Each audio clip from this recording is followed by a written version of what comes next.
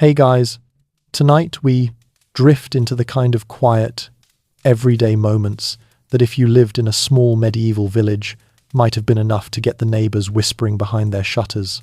You start in the soft grey before sunrise, stepping into the cool morning air, rubbing sleep from your eyes, and already someone sees you and thinks you look off.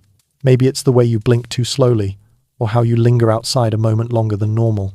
In a world where everyone's business feels like everyone's survival, even a strange look at dawn could be misread as something darker, something a little too uncanny for comfort. And yes, cheeky as it sounds, you probably wouldn't survive this place for more than a week. So, before you get comfortable, take a moment to like the video and subscribe, but only if you genuinely enjoy what I do here. Feel free to drop your location and the local time in the comments. I love seeing where in the world you're tuning in from. Now, dim the lights, maybe turn on a fan for that soft background hum, and let's ease into tonight's journey together. You stand in that pale morning stillness, dew soaking into the edges of your shoes, and already you sense the day watching you back. The sun isn't fully risen, just a faint glow trying to push through a horizon that still feels half asleep. This is the hour when you move quietly, stretching sore limbs after a night on a straw mattress, thinking no one else is awake yet. But in a tiny medieval community, someone always is.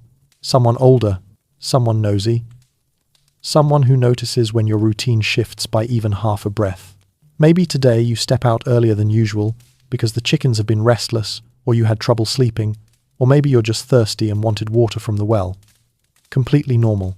But the baker's wife catches sight of you pacing by the old oak tree with that fuzzy, half-dreaming expression.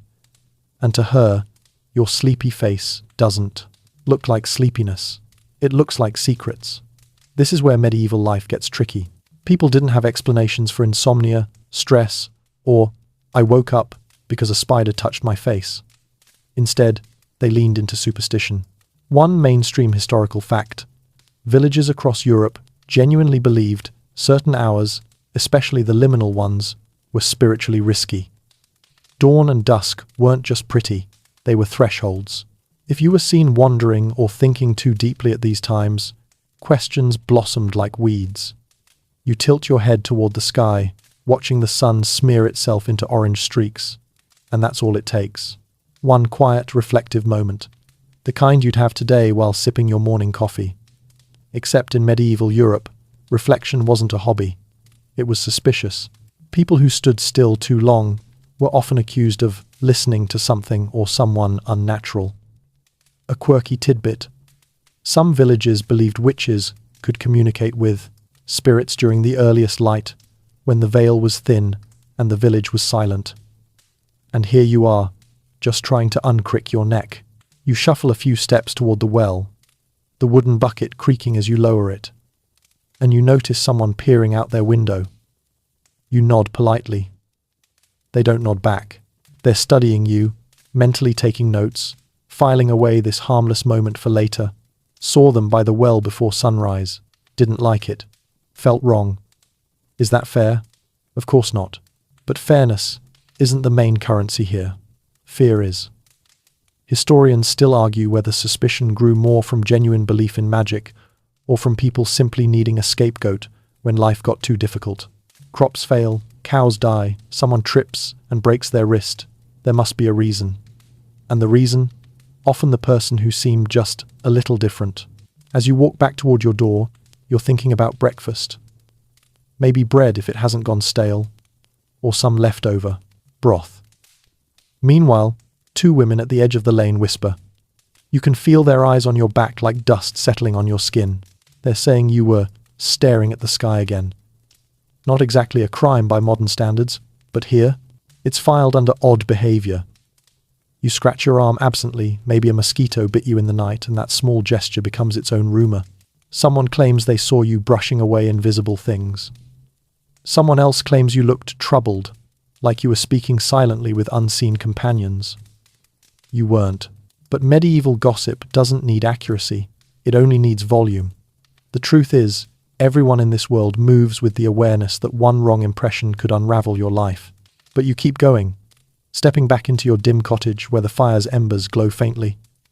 The warmth touches your palms, grounding you. You inhale the smoky scent, familiar and comforting, and push aside the unease prickling the back of your neck. Outside, the village is fully waking now. The smith's hammer begins its rhythm. The animals bleat and cluck. Children run barefoot through dust that clings to their ankles. And though the morning feels normal, you can sense that something subtle shifted, something as small as being seen at the wrong time. You tie your cloak strings, smooth your hair, and step outside again, hoping the day resets itself. But in the medieval world, memories stretch longer than forgiveness. Someone's already mentioned your name in a tone that isn't friendly. Someone else is wondering why you were awake so early, and you feel yourself slipping into that invisible category, the person who seems not quite right, even though all you did was yawn into the sunrise. The day moves on. You help with chores, exchange a few stiff greetings, and try to shrug off the strange mood hanging over your neighbors. But deep down, you know how this place works. You've seen people fall under quiet suspicion for even smaller things. So you tread a little more carefully. Keep your eyes a little softer, your voice a little warmer, your steps a little slower, because here, the wrong moment at dawn isn't just a misunderstanding.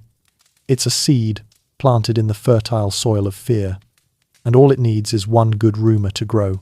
You're barely awake when you step out again, and already the world seems to have decided something about you, but you shake it off because you have chores to do, hands to warm, and a half-finished morning to tend to. As you stretch your fingers, you notice something odd. People are watching the way you move. More specifically, they're watching the way you use your hands. And the minute you reach for a tool with your left hand, the air seems to thicken like you've made a terrible social misstep. That's the thing about medieval Europe.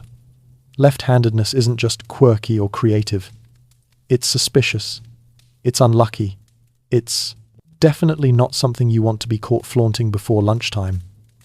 You brush a strand of hair away from your face, and you do it with your left hand instinctively, without thinking.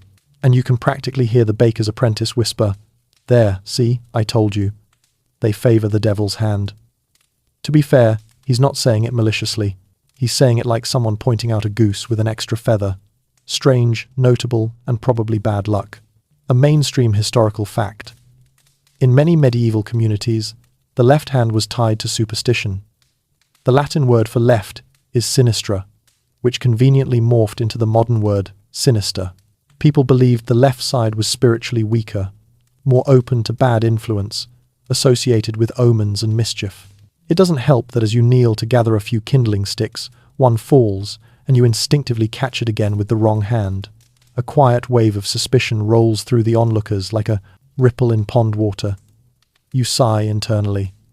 You're not doing magic. You're just dexterous in a way the world isn't ready for. This moment, this tiny, harmless gesture, is the kind of thing that starts stacking up. Medieval villagers love patterns. They love to notice the little oddities. Someone remembers you staring at the sky at dawn.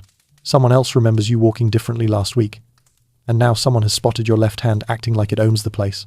Historians still argue whether these suspicions were sincerely believed or simply convenient ways to explain misfortune. But either way, your hand is suddenly carrying a reputation all on its own.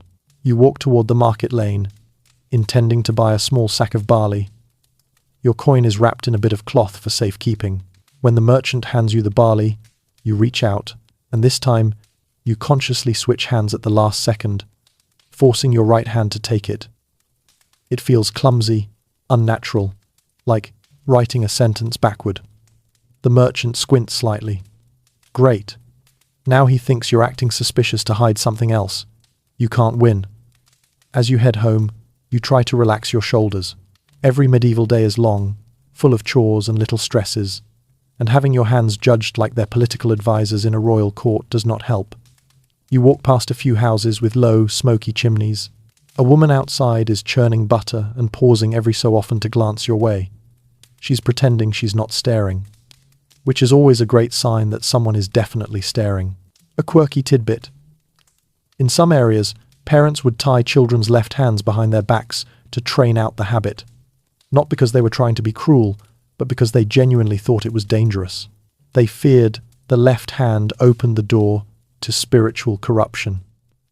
Imagine being told as a kid Sweetie, no cookies before dinner, and also never use that entire side of your body. You keep walking, pretending you don't notice the whispers, pretending it's all fine. But you can feel it like little hooks catching the edge of your cloak. Every gesture you make becomes a tiny performance. You head inside your cottage and set down the barley. You take a breath, roll your shoulders, and shake out your hands. Your left hand tingles from holding everything so awkwardly. You mutter to yourself lightly, sarcastically, "Sure, that's definitely what witches worry about.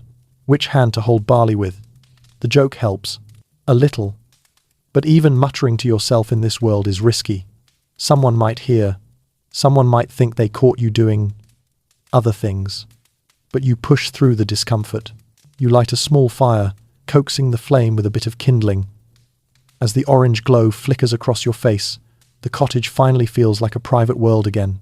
Here, your hands are just hands. No one's naming them, judging them, or treating them like they belong to some dark creature from folklore. You take your tools outside to clean them, and without thinking, you grip your small knife in your left hand. A passing child sees you and pauses. Kids don't hide their reactions well. He tilts his head, then darts away toward the older women who always sit gossiping on the low bench, and you know exactly what he's going to say. They hold the knife funny. Or worse, they looked like they were doing a charm. By midday, you're exhausted, and not from work. From vigilance. People don't confront you. They don't accuse you outright. They just let the suspicion cling to your shadow like damp wool. This is what makes it dangerous. The quiet, slow accumulation of half-wrong impressions and half-baked ideas. You sit down on your doorstep, catching your breath. The sky is high, clean, and blue. A breeze slips through the lane, bringing the smell of hay and wood smoke. You should be at peace. But instead, you're replaying every tiny gesture you've made since sunrise, wondering which ones might be discussed behind closed doors tonight. It's exhausting, being normal in a world where normal is a moving target. You glance at your hands again, these everyday tools you've always taken for granted. Hands that cook, mend, carry, soothe. Hands that now feel like they're being weighed by invisible judges you never asked to stand trial before. But in this village, you learn to adapt. You learn to be gentle in your movements, careful with your gestures, deliberate with your choices. You learn to survive by being softer than suspicion, quieter than rumor, and steadier than fear. And so, you rise again, brush the dust from your clothes, and carry on.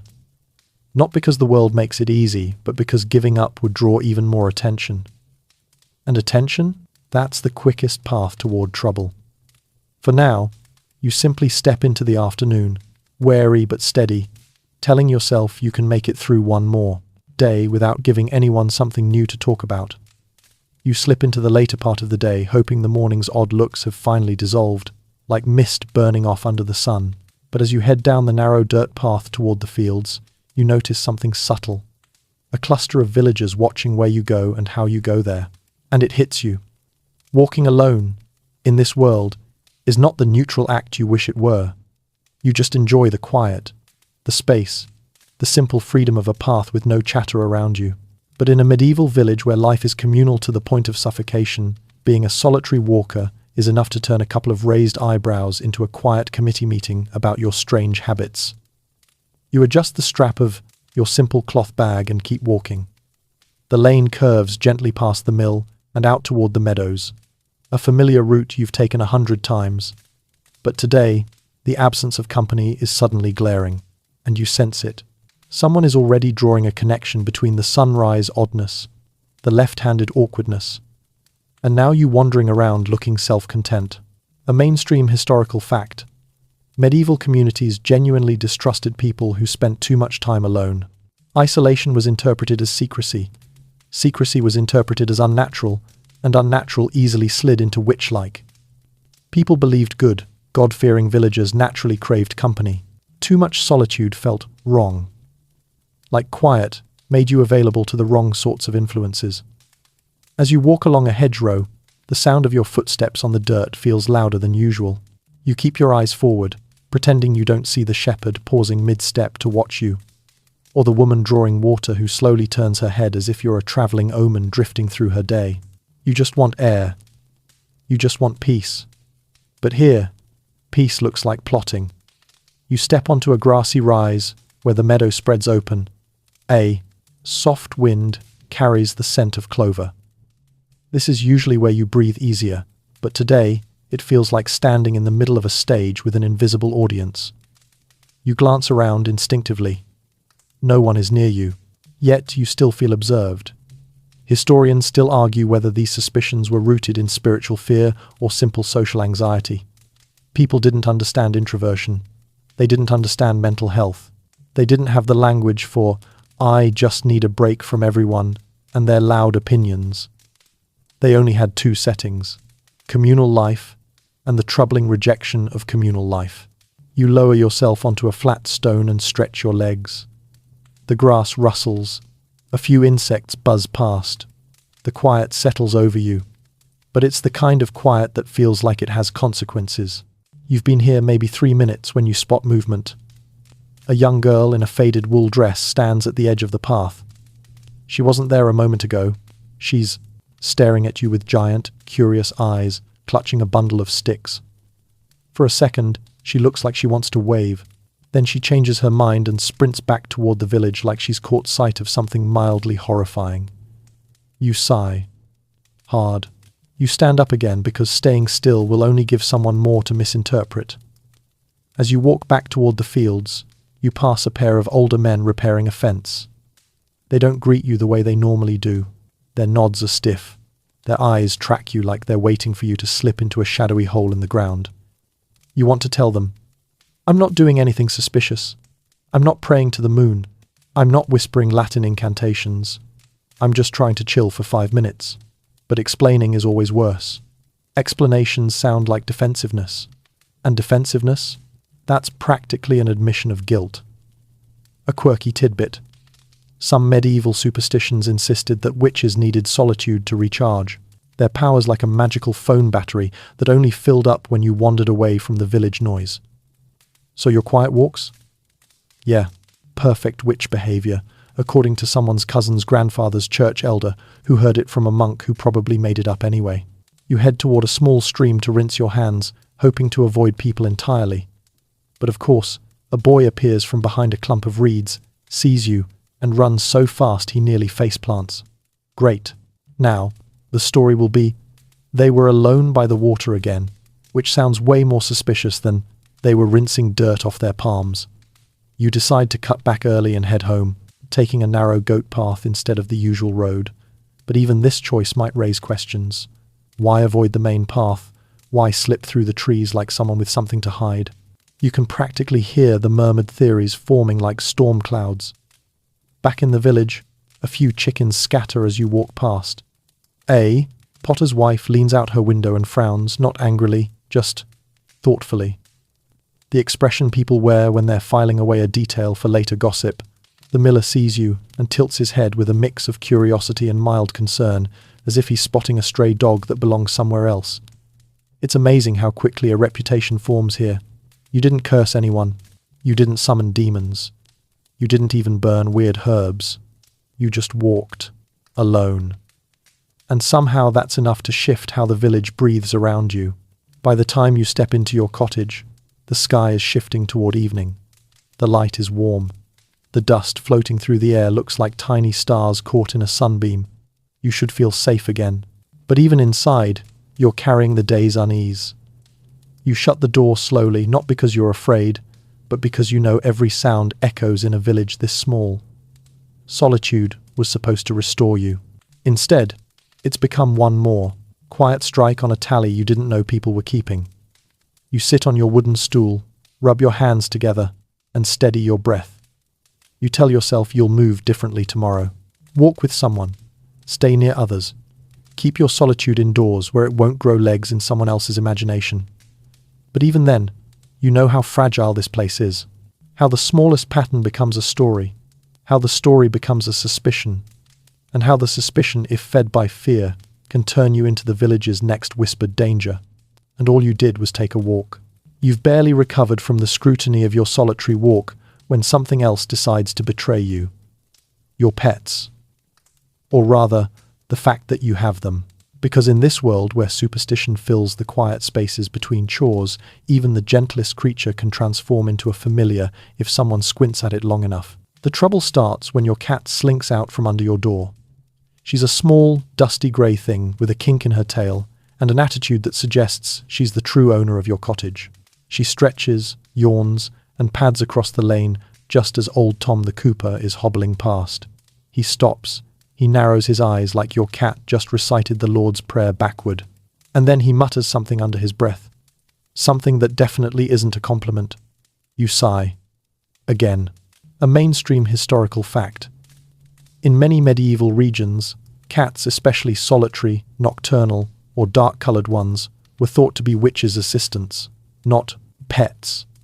Not mousers. Assistants. Creatures that slipped between the natural and supernatural like little furry messengers. People sincerely believed cats helped witches cast curses, spy on neighbours, and even shapeshift. Your cat, meanwhile, is just looking for a sunny patch of dirt to nap on. You step outside and give her a light scratch behind the ears. Unfortunately, doing this in public is like announcing, "Yes, this is my demonic sidekick." She also enjoys chicken scraps and sitting on warm laundry. Tom sees it. Tom frowns even harder. You can practically hear gears turning in his head, the suspicious kind, not the helpful kind. Then, as if today wanted to challenge you, a toad hops across your doorstep. Perfect. Absolutely perfect. You don't even keep toads. They just appear. Because they're toads.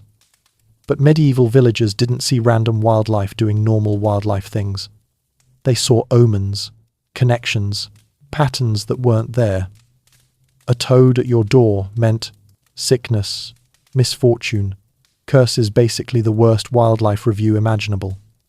A quirky tidbit. Some medieval courts literally listed keeping a toad as evidence of witchcraft, which is wild, considering toads didn't care about anyone's legal system. They just existed. You gently nudge the toad away with a stick using your right hand this time, because you're learning, but of course someone witnesses this too. You hear a whisper drift your way. They touched it. Didn't even flinch. You close your eyes, inhale slowly, exhale through gritted teeth. You aren't befriending a toad. You aren't casting swamp spells. You're just trying to live without animals turning your life into a court case. But it gets better. Later that afternoon, as you're sweeping your doorway, a crow lands on the roof of your shed. It lets out a single, raspy caw. Just one. But one is enough. The widow Marda at the well gasps like the crow has confirmed all her fears. You hear her mutter, "That's the sign. A crow only lands where it knows it will be welcomed." Which is objectively untrue.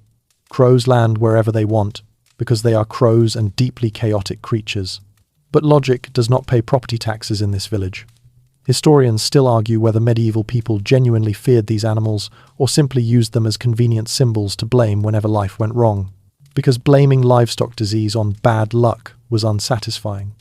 Blaming it on the neighbour with the opinionated cat? Much more narratively exciting.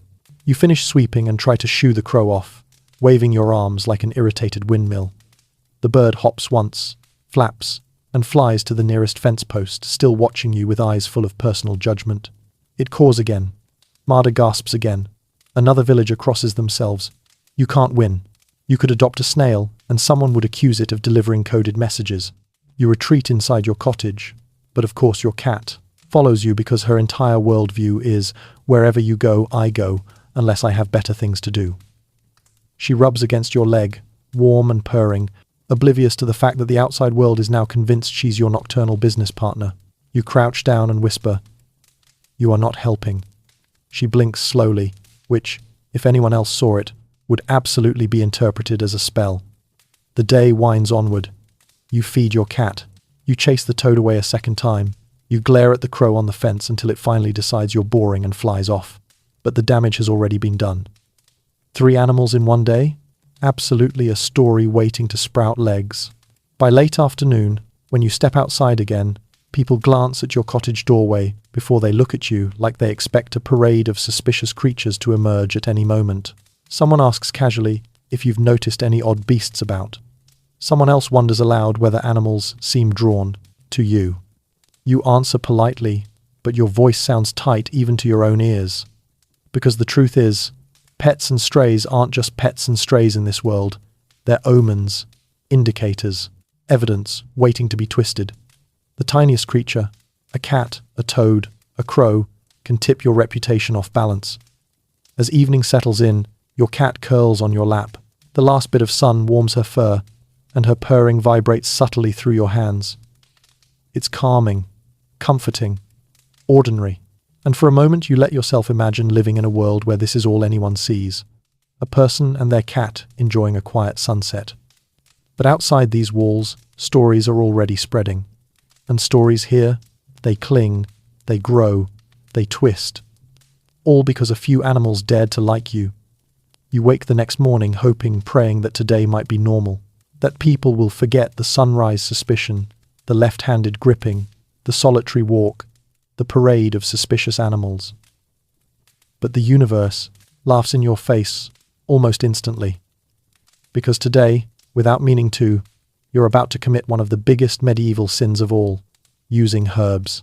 Or, as the village might phrase it, crafting potions with ominous greenery. You start simply enough. A cough has been scratching at your throat since yesterday, so you decide to make a small remedy. A common one, really. A bit of thyme, some honey if you can spare it, maybe a pinch of something else to help clear your chest. These ingredients grow wild.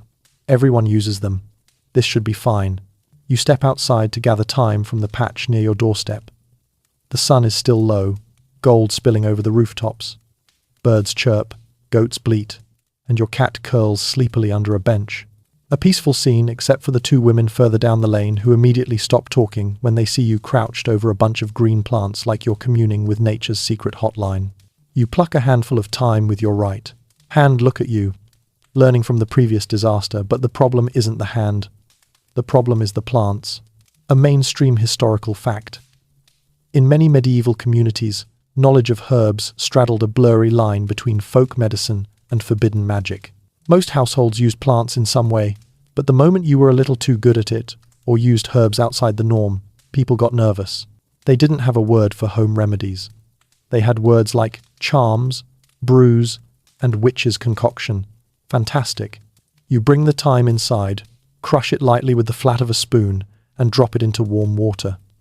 Simple, soothing, completely harmless. But through your window, old Tom the Cooper passes by again. He sniffs the air, he frowns. He is truly committed to this hobby, and loudly mutters something about strange smells.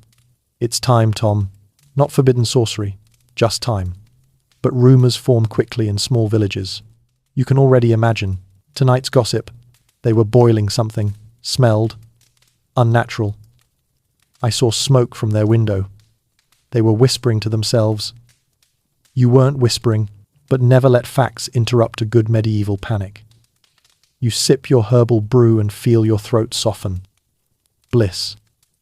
But even this peaceful moment is ruined when your cat jumps onto the table and sniffs the cup. That's it. That's the final nail.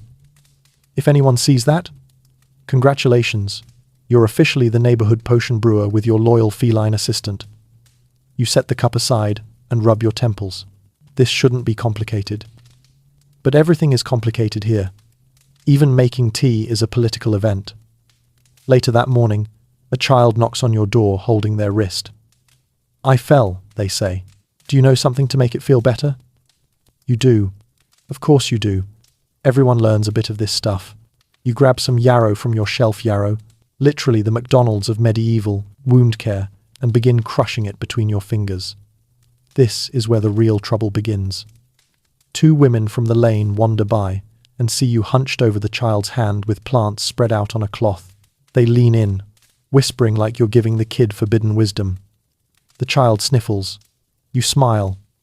This will help, you say gently, which, unfortunately, is also the exact sort of thing a witch would say right before healing someone using other methods.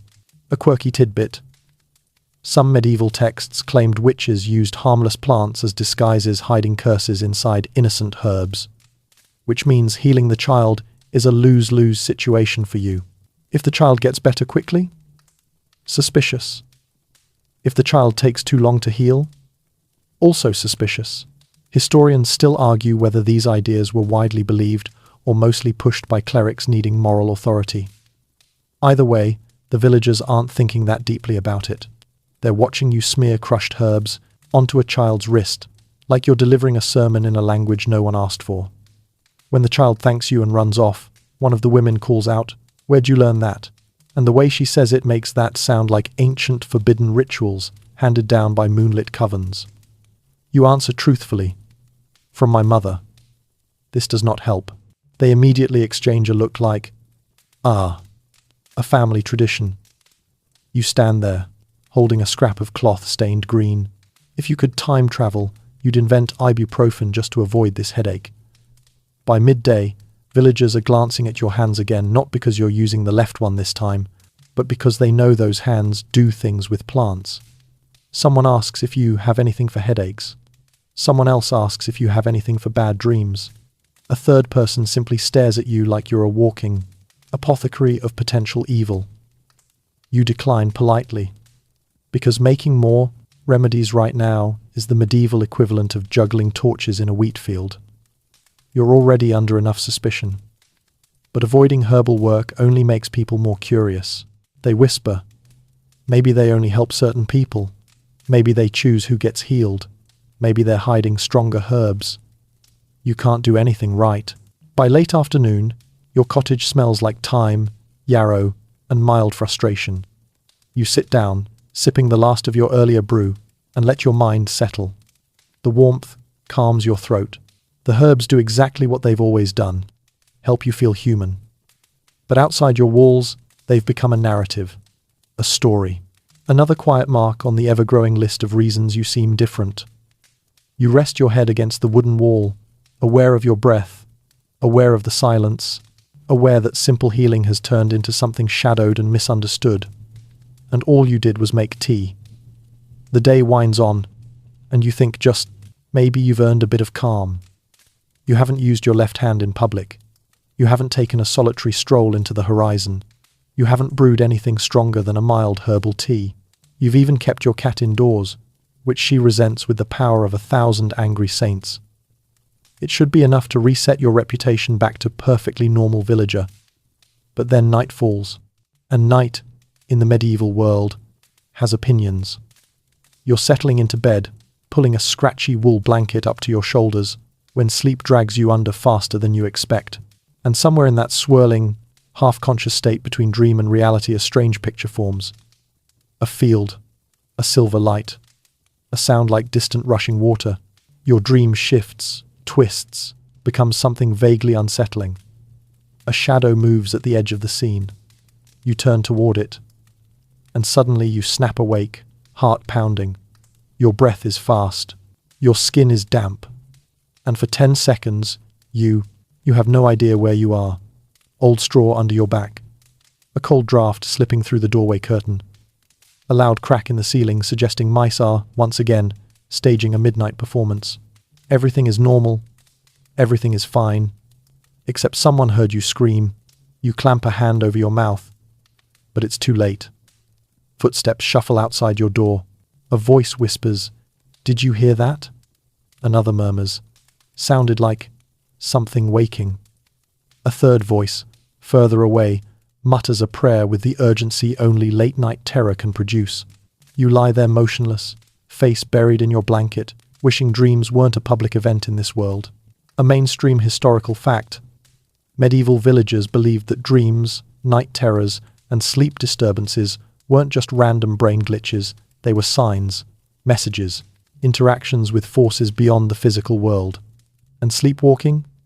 Oh, absolutely not. That was practically a black market handshake with the supernatural. You haven't even stood up yet, and already your reputation is expanding like bread left too close to the fire. You sit up, breathing slowly, grounding yourself, but the room feels wrong, too still, too watchful. Your heart still racing from the dream, and every time you blink, you see flashes of whatever half-formed image your mind conjured.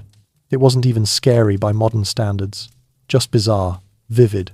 But vivid is dangerous here. Vivid dreams mean vivid imagination, and vivid imagination means, well, witchcraft, because apparently creativity is a crime. Eventually you lie back down, hoping sleep will smooth everything out. But an hour later, the same dream returns, only stranger. You're walking down that same silver-lit field, except now the sound of rushing water is louder, closer, like something's pulling you forward. You reach out, touch the air itself, and your body jerks so hard you nearly roll off the bed. Your blanket twists around your legs. Your elbow smacks the wall. It makes a loud thunk that echoes like an accusation.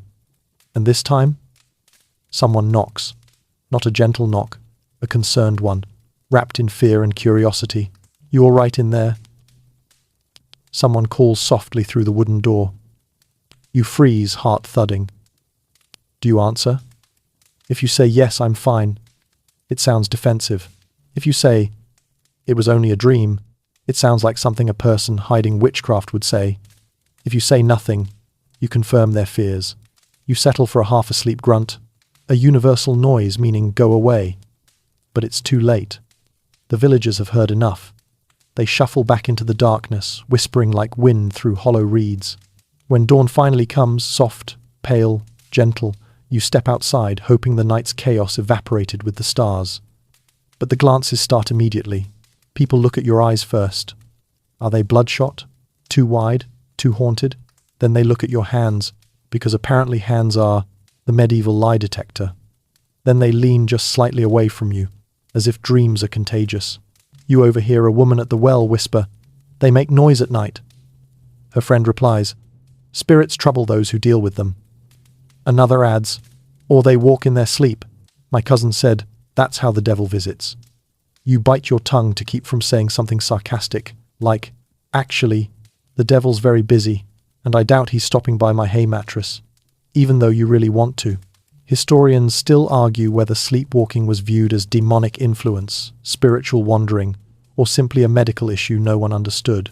But here, it doesn't matter. It's weird, and weird is dangerous. By midday, 3 different people ask if you rested well. The tone is not friendly, it's investigative. Like they're waiting for you to slip and confess something. You answer with short, harmless words. Yes, fine, just a bad dream. But each answer feels like stepping through a field of dried twigs, one wrong crack, and you're done. You try distracting yourself with chores. You fetch water. You tend to your small garden. You repair a loose board on your fence. But the entire time, villagers watch you with the kind of sideways suspicion usually reserved for thunderclouds. At one point, a boy passes you, pauses, and blurts, "My mother says you talk to things in your sleep." You choke on air. "I do not." He shrugs. "She said dreams reveal a person's true nature." "Your mother says a lot of things," you mutter before catching yourself. Jokes are dangerous, even small ones. You force a smile. Dreams are just dreams. He runs off, unconvinced. Later, as evening drapes the village in gold and purple, you sit outside your door, watching the last bit of sunlight fade. You're exhausted, not from farm work, not from chores, from existing, from trying to sleep without sounding haunted, from knowing that half the village slept better last night than you did. Your cat curls beside you, purring gently. A comforting sound, a tether to reality. You rest your hand on her back and tell yourself, quietly, that dreams don't define you. Not here, not anywhere. But in this world, the quiet things always echo louder than you expect. And the memory of your night, the dream, the sounds, the knocking, lingers in the minds of people who desperately want certainty in a confusing world. All you did was wake up scared. And somehow, that's another mark against you. You wake the next morning feeling like your dream exorcism from nowhere should have been enough nonsense for one lifetime. But the medieval universe is nothing if not creatively unfair. Today, the danger isn't your dreams, or your hands, or your lone walks, or even your cat's questionable career as a suspected familiar. Today, the danger is your mind, or more accurately, the fact that you use it. You step outside into the cool morning light. Birds are chirping, someone's baking bread, the village dog is already harassing a chicken. Everything is perfectly normal, until you decide to sit on a bench with a scrap of charcoal and a small plank of wood, intending to jot down a few notes about tasks you need to finish. You are, in modern terms, making a to-do list. But in medieval terms, you might as well unfurl a scroll that says, "Welcome to my secret cult meeting." You hold the small plank on your lap, sketching 3 simple symbols, just reminders, nothing mystical. Except to the woman walking by. Your serious expression, your hunched posture, and your odd marks might as well be runes. She stops, stares, squints. You try to give her a polite smile, but the charcoal smudge on your fingers doesn't help. She gasps softly and rushes away like she just discovered dangerous knowledge and needs to share it with everyone immediately. You close your eyes. It is too early for this. A mainstream historical fact. Literacy in medieval villages was rare. Very rare. Most people didn't read. Many didn't even sign their own names, using crude marks instead. And anyone who could read or seemed like they could was automatically viewed with a strange mixture of awe, fear, and suspicion. Books were associated with clergy, scholars, and magic, which meant reading was not just unusual, it was powerful. And power? Always suspicious. You aren't even reading, you're scribbling shapes. But shapes are basically letters if someone's imagination is stressed. Enough. When you stand and slip the charcoal back into your pocket, a young man approaches cautiously and asks, "What were you drawing just now?" You freeze. Your brain, a flawless machine of sarcasm, wants to say, "My grocery list," but dramatic. Instead, you answer softly, "Just reminders." The young man looks unconvinced. "For what?" "For chores." He nods slowly, as if deciding whether chores is a coded word for summon minor imps. You head to the well, hoping water will calm your nerves. But as you draw up a bucket, you hear whispers drifting from behind you. They make marks on wood. "I saw." Looked unnatural. Maybe they're studying. What for? You know what for. And then someone murmurs the medieval phrase that should come with a soundtrack sting. They're too quiet, too thoughtful. Fantastic. Apparently, introspection is a red flag. You carry your bucket home, trying not to let the comments claw at your spine. But each word sticks like burrs to wool. Too thoughtful, too quiet, too observant. In another world, these would be compliments. Here, they're warnings. Back inside, you sit at your table, looking at your piece of wood. It holds 3 simple symbols, your form of organization, but now it looks dangerous. Loaded, potentially incriminating. You flip it over quickly, even though no one can see you. Paranoia is contagious in this place. You step back outside to get fresh air. Maybe returning to normal chores will help. You sweep your doorway. You mend a torn sleeve in your cloak. You help a neighbor lift a fallen tool. But the more normal you try to act, the more people try to interpret your normal. A quirky tidbit. Some medieval villagers believed that witches gathered knowledge in silence, storing it like hidden seeds for future curses. Meaning, the more quietly you think, the more evil they assume you're planning. So your natural habit of drifting into daydreams while working? Suspicious. Your tendency to listen more than talk? Suspicious. Your thoughtful pauses during conversations? Suspicious. By midday, it happens again. A farmer approaches you with a hesitant expression. "Mind you," he starts, rubbing the back of his neck. "I don't believe what everyone is saying. But, well, people talk." You brace yourself. "About what?" He leans in. "That you're reading things." "I'm not reading anything," you say, trying to keep your tone calm. Right, he nods. "Just, you seem like someone who could." You stare at him. This is absurd. The crime isn't reading, it's potential reading. You shrug lightly, because shrugging is safe. "I like paying attention. Helps me keep track of things." He seems unsure whether paying attention is a sinister phrase. "Well," he says finally, "just be careful." That phrase again. The medieval motto of unhelpful advice. As the afternoon rolls on, you try to stay visible. Busier. Friendlier. You help stack firewood. You chat casually with a few villagers. You stir a pot of broth outdoors so people can see nothing weird is happening.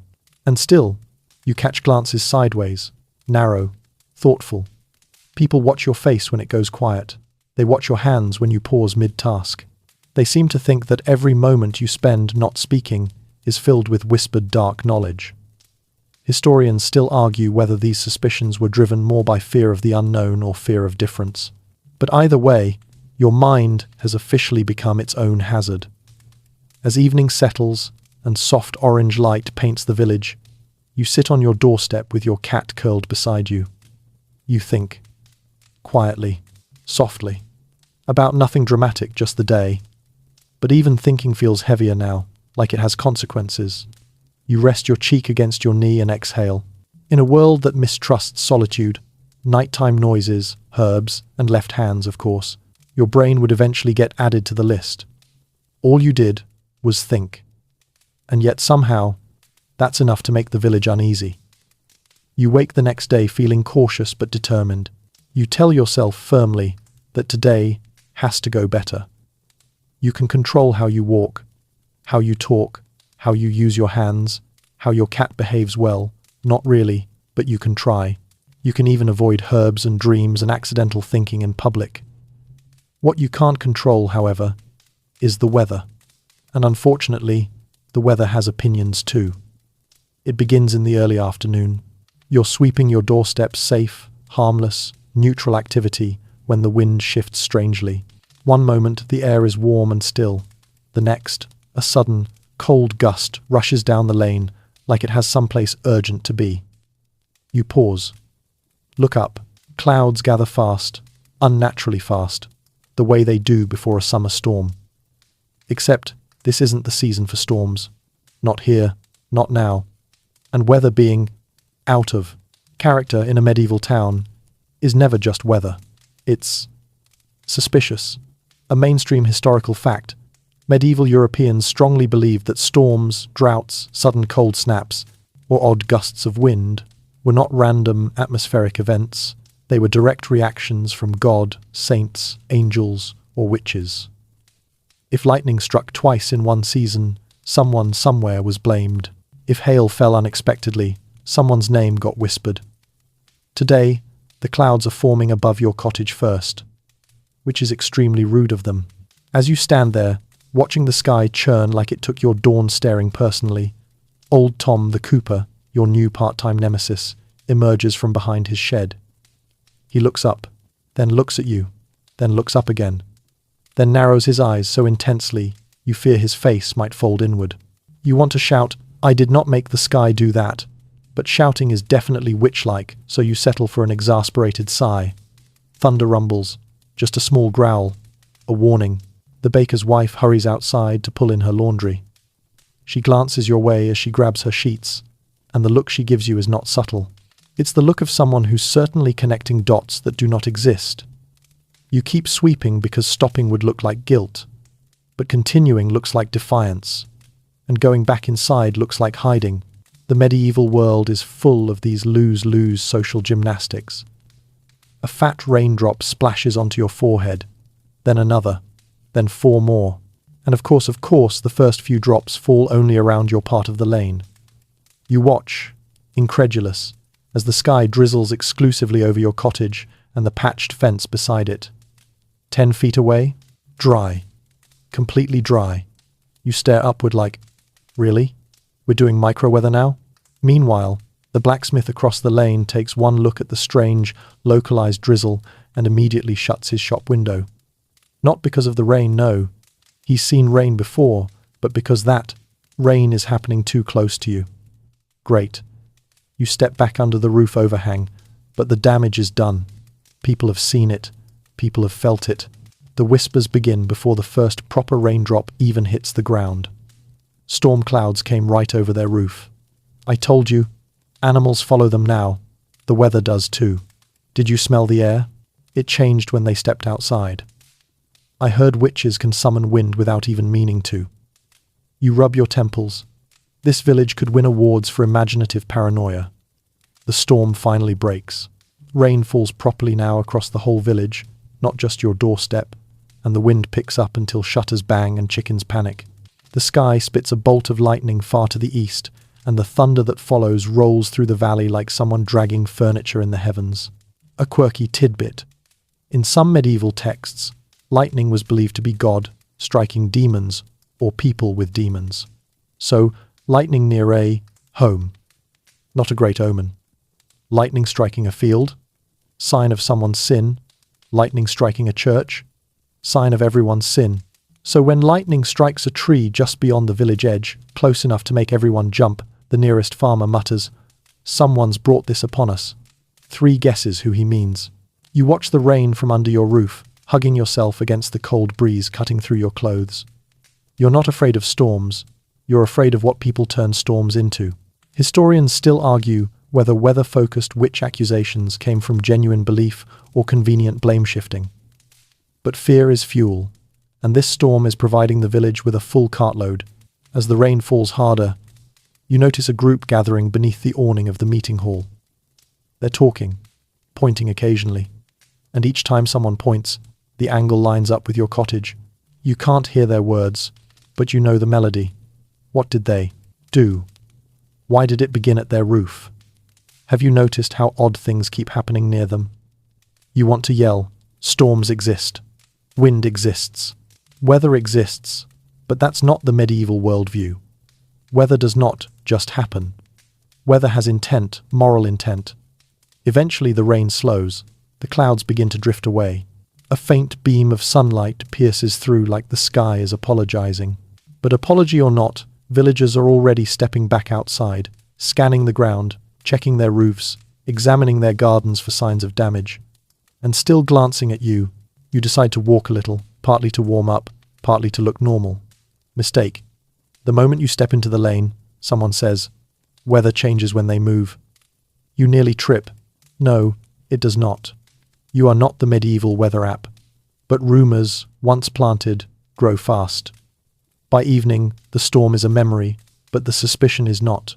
People talk about how the clouds formed, where they formed, how the first raindrops fell, who saw what, and what they think it means. And at the center of all these retellings sits your cottage, like the eye of a storm you didn't ask for. As night falls, you sit inside listening to the drip, drip, drip from your roof. Your cat curls against your hip. The fire crackles softly, and you try to shake off the feeling that the sky betrayed you personally. Because in this village, even the weather can become evidence, and all you did was get rained on. The next morning feels fresher, scrubbed clean by last night's storm. The air has that soft, earthy smell of wet soil, and for a brief moment, you think naively that maybe today will behave. You step outside, stretch your arms, breathe deeply, and notice the sunlight slipping warmly across the lane. It should feel peaceful. It would feel peaceful, except someone is already staring at your face. More specifically, your skin. And even more specifically, the tiny, harmless birthmark near your jaw that you've had your entire life. Wonderful. Truly delightful. The moment you spot the miller's wife glaring at that mark like it personally insulted her family lineage, you know where the day is going. A mainstream historical fact. Medieval villagers genuinely believed that witches bore marks left by the devil. Anything unusual on the skin could qualify. Freckles, moles, scars, birthmarks, discolorations, completely normal biological details became imbued with moral meaning. These marks were said to be insensitive to pain, cold to the touch, or fed by familiars, which is an incredibly dramatic interpretation of a freckle. You rub your jaw absent-mindedly, not realizing that this only draws more attention. The miller's wife gasps quietly and scurries off. You can practically feel her sprinting to the nearest gossip cluster. Perfect. Your face is now a public conversation. You walk toward the well, thinking maybe getting water will distract you. But as you stand in line, you see 2 women whispering while staring blatantly at the side of your neck. You shift uncomfortably, and their eyes follow the movement like hawks spotting prey. One whispers, "I saw it last week too." The other murmurs, "And it looks darker today." It isn't. It's a birthmark, not a mood ring. You force a polite smile and draw water. The bucket creaks, the rope groans, and inside you feel the creeping dread of being examined like an artifact with suspicious engravings. A young boy in line behind you pipes up cheerfully, "What's that on your face?" You almost say, "A reminder that I should have stayed in bed," but you settle for, "Just a birthmark." He nods, satisfied. Unfortunately, his mother is not satisfied. She pulls him slightly behind her skirt as if your jaw might spontaneously cast curses. You pretend not to notice. Pretending is half of medieval survival. As you walk home, sunlight catches on the small scar on your forearm, an old one from a bramble bush years ago. But today, that small silver line gleams just a bit too brightly, and of course a shepherd passing by sees it.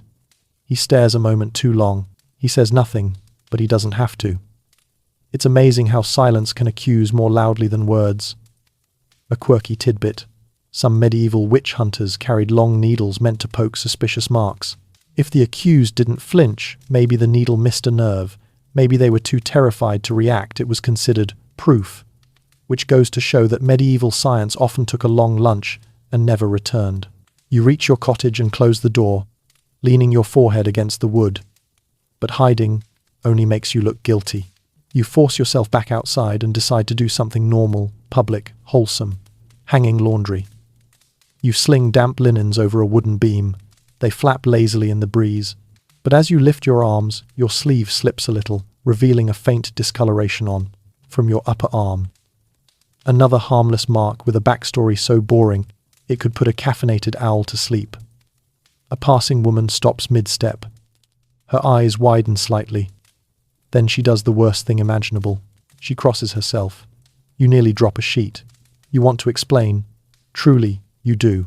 But nothing you say will help. If you say, "It's just a mark," they'll think you're hiding something. If you say, "I've had it since childhood," they'll decide childhood is when the devil got you. If you say nothing, they'll fill in the silence with their own imaginative nonsense. You settle for ignoring her. But medieval villagers do not like being ignored. Ignoring is suspicious. Ignoring is powerful.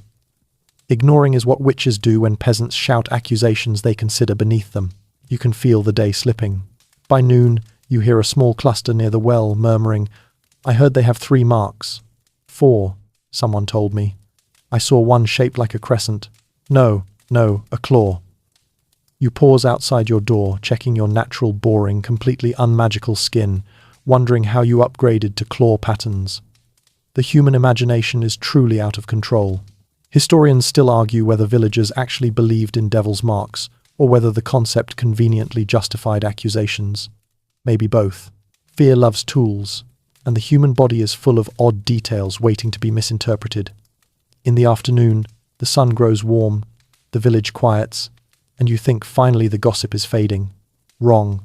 So wrong. Old Tom. Yes, him again. Wanders by carrying firewood. He squints at you, then loudly announces, "Your cheek looks different today." Every conversation within 10 feet goes silent. You freeze. "It's a birthmark," Tom hums thoughtfully. "Interesting color. It's always been that color." He leans slightly closer. Has it?" A few villagers gather subtly, forming a casual half-circle of totally, not eavesdropping. Your heartbeat thumps like a drum. Your palms sweat. Your cat decides this is the perfect time to wander outside, stretching nonchalantly, also suspicious. Everything is suspicious. Tom stands upright. Marks like that sometimes don't stay the same. You grip your laundry basket so tightly your knuckles ache. It's a mark. Skin. That's all. His silence is long, heavy, dramatic, exactly the kind of silence people interpret however they want. He finally nods and walks away. But the damage is done.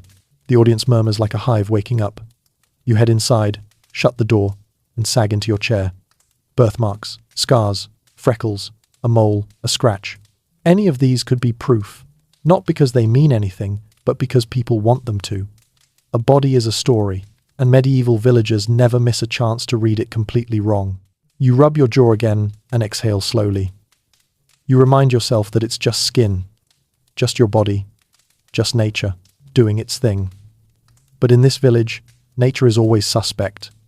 All you did was exist in your own skin. And somehow, that's enough to make people afraid. By the time the next morning rolls around, you're starting to feel like simply existing is a high-risk activity. You've survived suspicious dawn glances, left-handed catastrophes, solitary walks, cat conspiracies, herbal false alarms, dream theatrics, intellect-based accusations, and the weather's personal vendetta. You tell yourself firmly that today you'll blend in, just keep your head down, keep quiet, and move like a perfectly average medieval villager living a perfectly uneventful medieval day.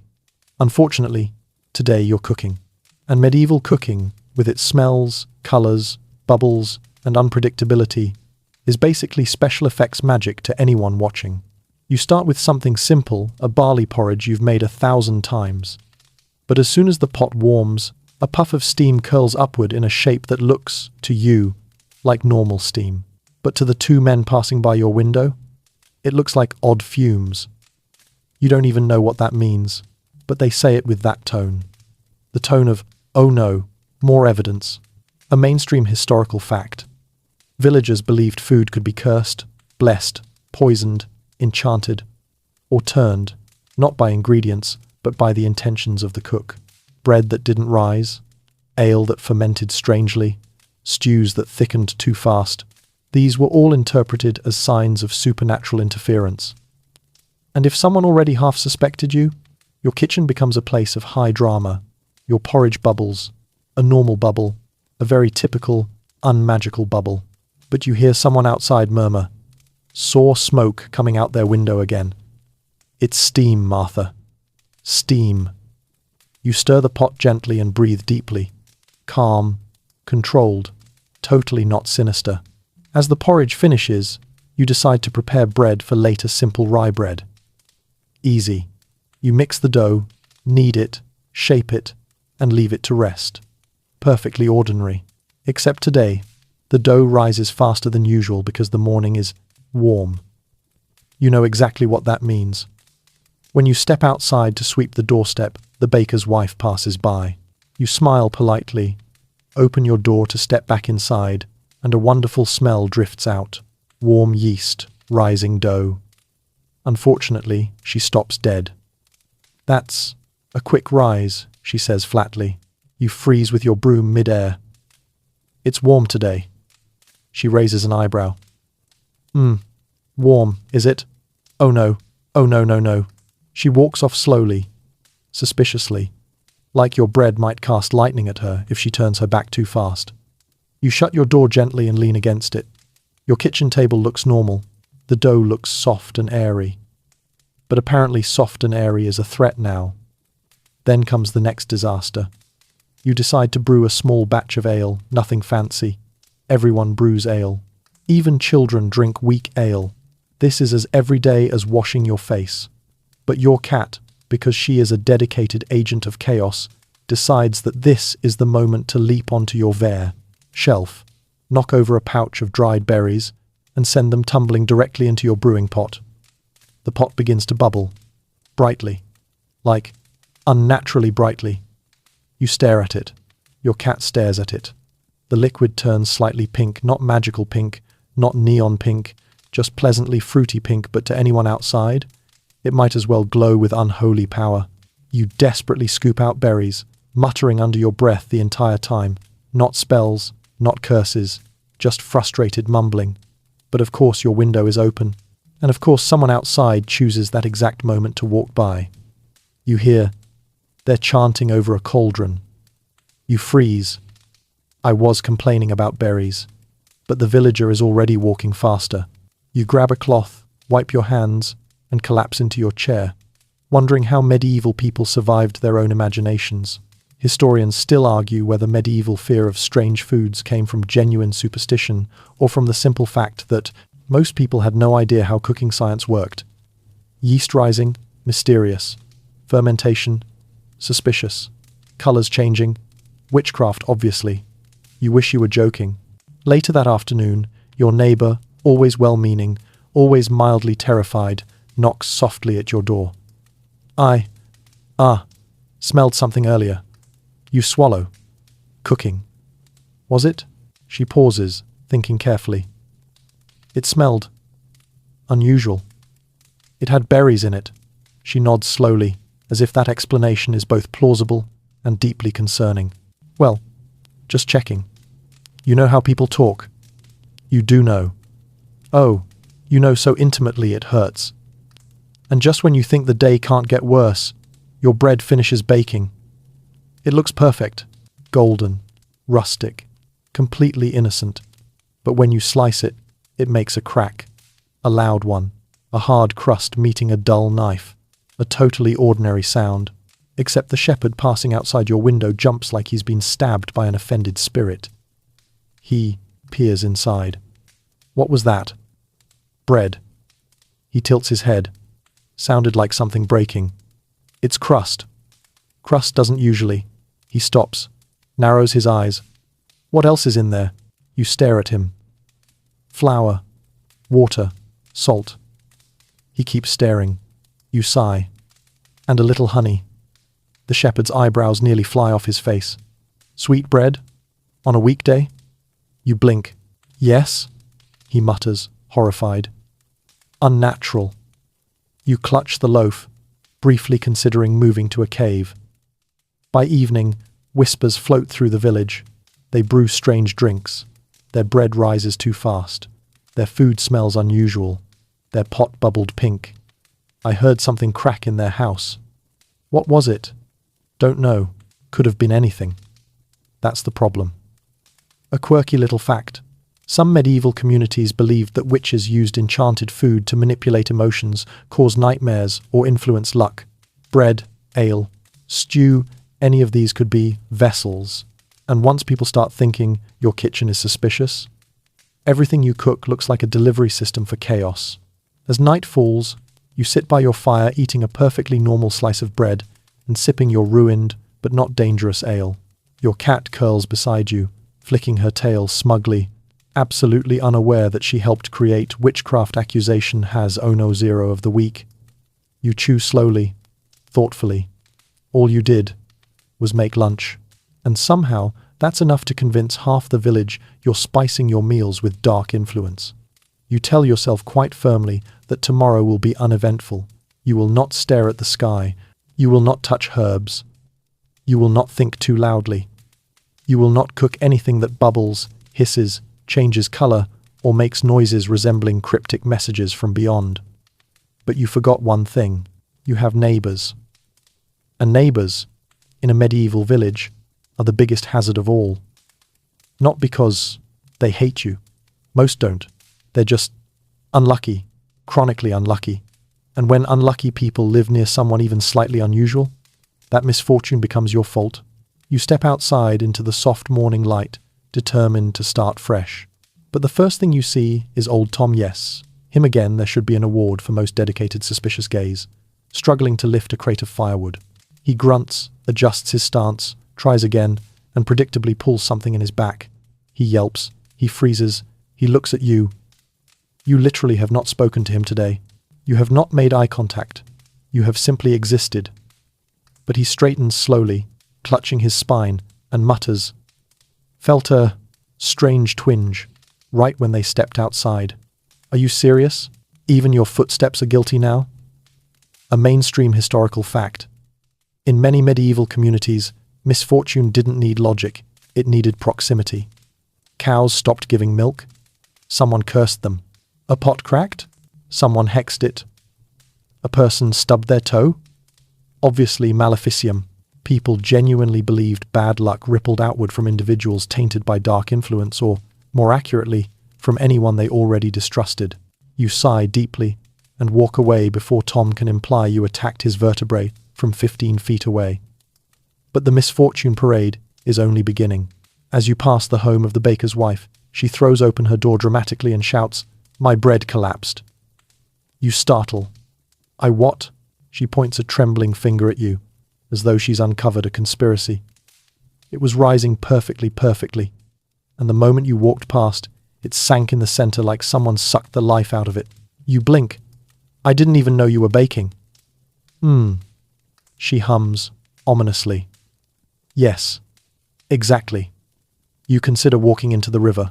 You continue down the lane toward the well, hoping no one else has broken anything, or dropped anything, or sneezed incorrectly. But 3 houses down, A woman is standing in her yard, staring at a broken clay pot on the ground. She sees you. She gasps. Then she says the most feared medieval phrase in existence. I knew it. You pinch the bridge of your nose. Did you see me anywhere near? Doesn't matter, she says, shaking her head.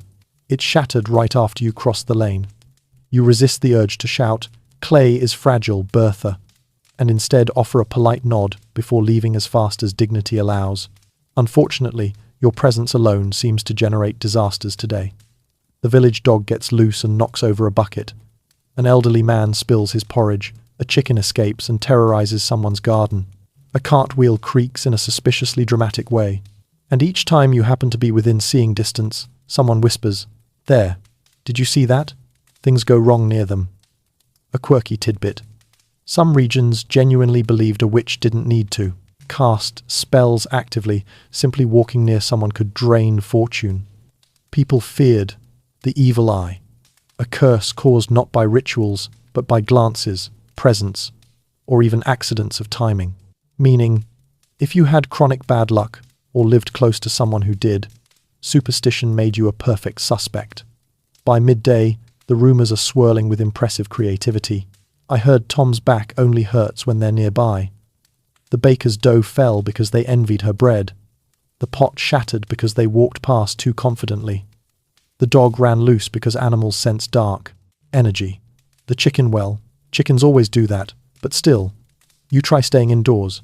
Maybe being invisible will help, but invisibility is suspicion too. You sit by your small fire, hoping boredom will save you, but then a sharp knock rattles your door. You open it to find the shepherd wide-eyed, breathless. One of my sheep went missing. You blink. I'm sorry. To hear that. He leans forward. It happened right after you left your house this morning. Oh, for I didn't take your sheep. He nods dramatically. Witches don't take sheep. They make sheep wander. You stare at him. Sheep wander on their own. Not Mallow, he says, deeply offended. She is a loyal, thoughtful, obedient creature. You try not to laugh. She's a sheep. A special sheep. You close the door gently so you don't say something that turns into a new rumor. Historians still argue whether such accusations came from genuine belief or social scapegoating. But the truth is simpler. People needed reasons for misfortune. And you've become a convenient explanation. By late afternoon, word has spread that the wheelwright accidentally hit his thumb with a hammer and declared, My hand slipped when they walked by. You were 50 feet away, petting a cat, eating a piece of bread, mindfully existing, and somehow responsible. You sit outside your cottage at sunset, watching the sky shift to deep orange. Your cat curls next to you, purring softly. The evening breeze is warm, the colours are beautiful, and yet the tension in the village hangs thick as smoke. Your neighbour's bad luck has become your shadow. Their clumsiness has become your curse. Their accidents have become your accusations. All you did was live near people with questionable balance and fragile pottery. And now, half the village thinks you're sabotaging their day with invisible misfortune. You wake the next day, determined, absolutely determined to keep things simple. No cooking experiments, no herb gathering, no charcoal scribbling, no accidental weather manipulation, no suspicious pet activity. You will be the absolute picture of a calm, normal medieval villager, the human equivalent of lukewarm porridge. But you forgot one dangerous detail. Night. Night is a whole separate personality in this world. And you stepping outside after dusk, that's practically a crime. It begins innocently. The evening is warm. The air feels nice. You've been cooped up all day trying not to trigger someone's fragile pottery or ankle or emotional equilibrium. So after the sun sets and the sky turns deep blue, you slip out your door for a quiet walk. Not far, not suspicious, just a small loop around the lane to clear your head. The moment your foot touches the dirt path, you realize something terrible. Someone sees you. The blacksmith's apprentice is carrying a basket of kindling. He stops mid-step, stares like you've grown antlers. Then he hurries away fast like night is about to swallow him and you're the appetizer. Wonderful. A mainstream historical fact. Medieval villagers viewed the night as spiritually dangerous. The hours after dusk belonged to ghosts, demons, restless souls, wandering spirits, and whatever else they didn't understand. Someone outside after dark was automatically suspect, and if you were already on the village's emotional watch list, nighttime activities became Exhibit A. You take 3 more steps, a door slams shut, lantern light vanishes behind a shutter. You pause. You want to whisper. Really? I'm just walking. But whispering is also suspicious. Everything is suspicious. Breathing is suspicious. You move again, calmly, trying to look like someone absolutely not communing with ancient lunar forces. But that's when you notice the moon. It's full tonight, bright, silver, hanging in the sky like an oil lamp glowing just for you. You wince. Of course it's full. Of course. A dog somewhere barks, a child peeks through a window, a woman crossing the lane stops, sees you, sees the moon, and instantly turns around. Not subtly, with the urgency of someone deciding, nope, I want no part of whatever that is. You keep walking, but it's the medieval version of walking through a crime scene you didn't commit. Your shadow stretches long behind you, eerie in moonlight. If you saw this moment in a painting, you'd think the artist was trying to imply something magical. But you're not thinking about art, you're thinking about survival. You reach the far edge of the village, where the path dips slightly and the fields open out. Fireflies blink faintly. The air is cool and clean. This is normally your favorite quiet space. Tonight, the silence feels loaded. Historians still argue whether villagers feared the night itself or the human imagination running wild after dark. But the truth is, nighttime was when fears grew legs. People heard noises they couldn't explain. Shadows looked alive. Every rustle sounded like an omen. And some villagers seriously believed witches did their best work under the full moon. As you stand under its glow, absolutely not doing magic, you hear something rustle behind you. A rabbit hops across the path. Just a rabbit. A harmless, confused rabbit. But someone watching from a nearby shed sees the moment and gasps dramatically. They're whispering. You hear phrases like, "Animals, follow them at night. That's not normal. The moon is bright tonight. It's a sign. It's a rabbit that probably has no idea what year it is." You sigh and head back toward the village, walking carefully to avoid stepping on anything that could cause noise. Unfortunately, quiet footsteps at night are even worse. A middle-aged man carrying a lantern rounds a corner, sees you, and instantly grips the lantern like it might fly away. "Out late, aren't you?" he says. Your brain wants to reply, "Yes, I am getting my daily exercise before medieval daylight accuses me of something else." But you keep it polite. "Couldn't sleep," you say softly. He narrows his eyes. Restless nights, often caused by influences. You blink. It's just warm. He nods, slowly, thoughtfully, suspiciously. You continue walking, but now the man trails behind you at a distance, as if making sure you're not hexing shrubs along the way. When you reach your door, a cluster of villagers pretending not to watch, but watching, is gathered nearby. Someone whispers, "They wander after dark." Another says, "Full moon and they're out? I knew something was wrong." You want to shout, "I am literally just walking home," but shouting at night is worse than walking at night. So you quietly slip inside, shut the door, and lean against it, letting your heartbeat slow down. Your cat meows sleepily from your bed. You pick her up and breathe into her fur, trying to shake the feeling of being a character in someone else's horror story.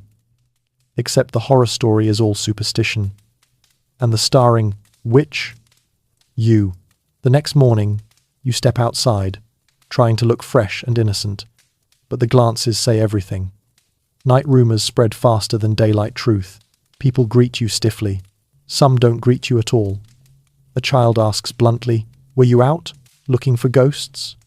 A woman says, "My mother says the moon pulls on people who aren't right."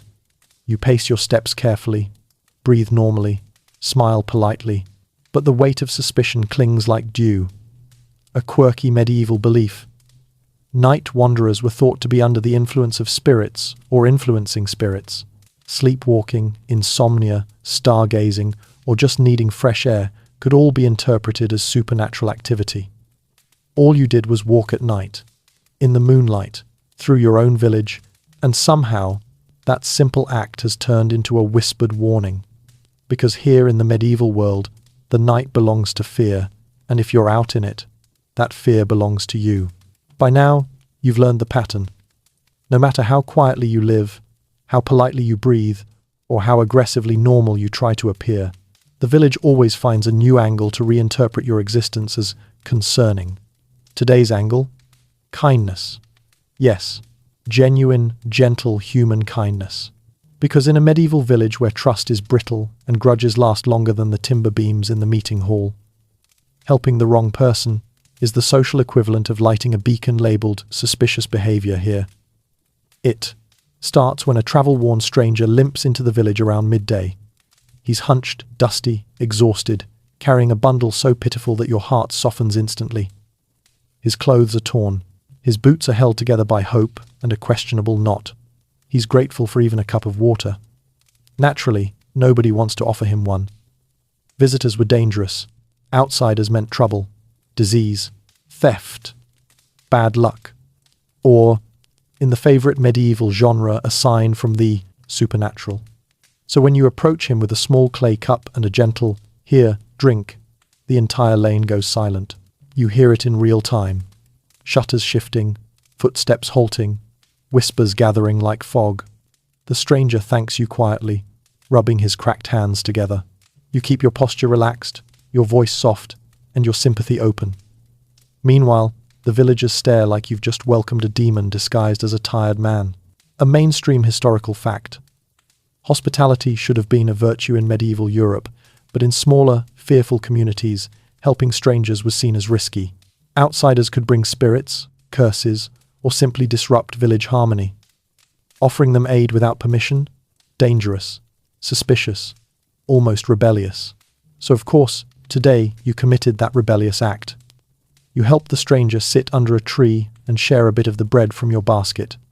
He eats slowly, gratefully, eyes full of relief and guilt, because he too can sense the villagers' glaring holes into both of you. It doesn't take long for the commentary to start. Why help that man? They don't even know him. People who help beggars want something in return. Maybe the spirits tell them who to favor. You hear every word. The stranger finishes his meal. You help him to his feet. He bows in thanks, low, respectful, clearly moved.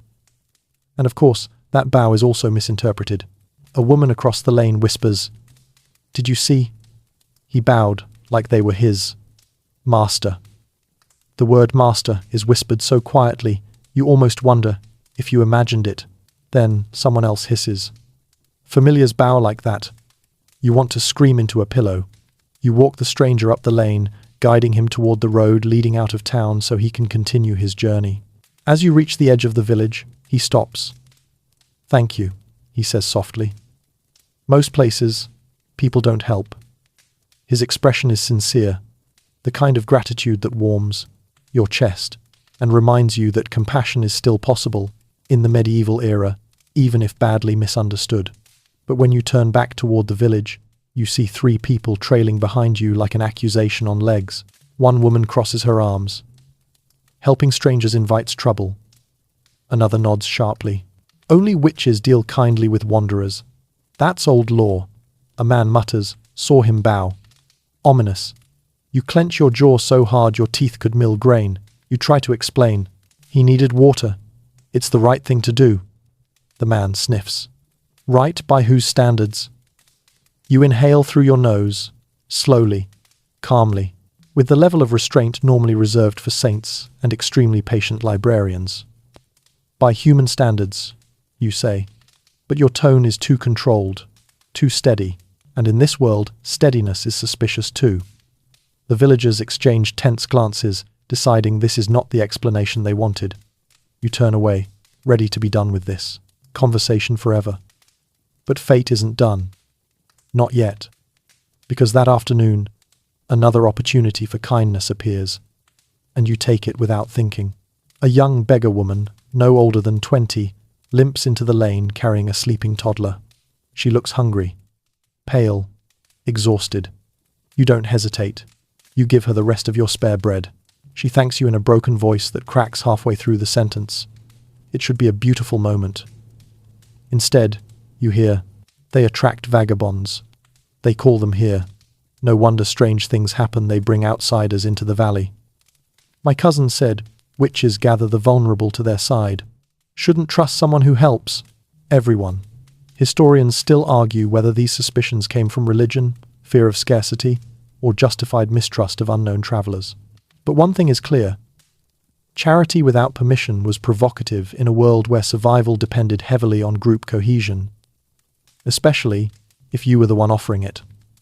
By evening, 3 separate villagers have approached you with thinly veiled warnings. You shouldn't be so generous. People will talk. We can't have strangers wandering our land. You respond calmly each time, but inside you feel something tighten, a quiet exhaustion, a sadness, and beneath that, anger. Not fiery anger, more like a slow, simmering ache that settles in your bones, because all you did was offer bread and water. All you did was help people who needed help, and somehow that act became suspicious. A quirky tidbit. Some medieval folk believed witches gained power by performing counterfeit charity, good deeds meant to trick victims or lure spirits. Helping without being asked was practically stage 1 in a supernatural job application, which is hilarious if you weren't currently living inside that belief system. As night approaches, you sit by your doorway watching the lanterns light one by one. Your cat curls. In your lap, the air cools. The evening feels gentle. But you feel the day lingering behind you like a long shadow. Not because you regret your kindness, but because in this village, kindness isn't seen as goodness. It's seen as motive, intention, invitation.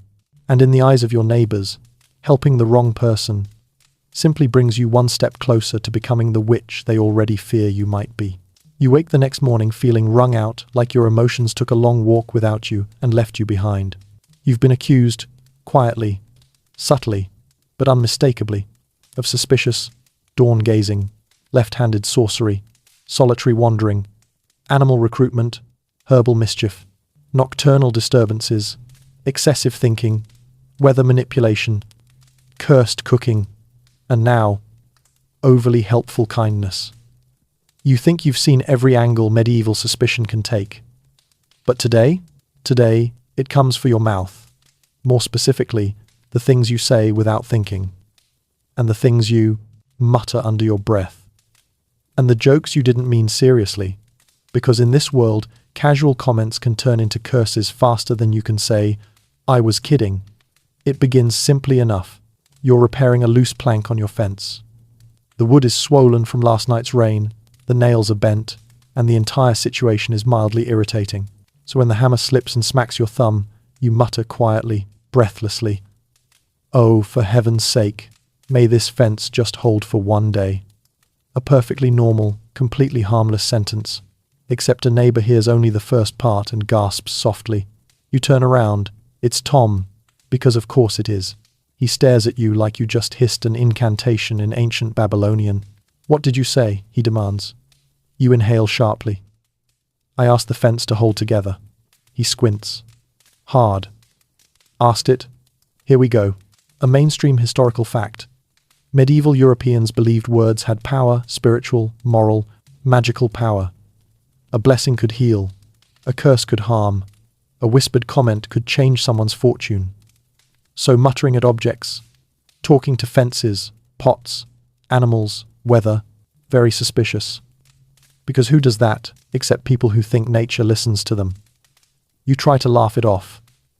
It's just a figure of speech. He doesn't know what a figure of speech is. "I heard your tone," he says ominously.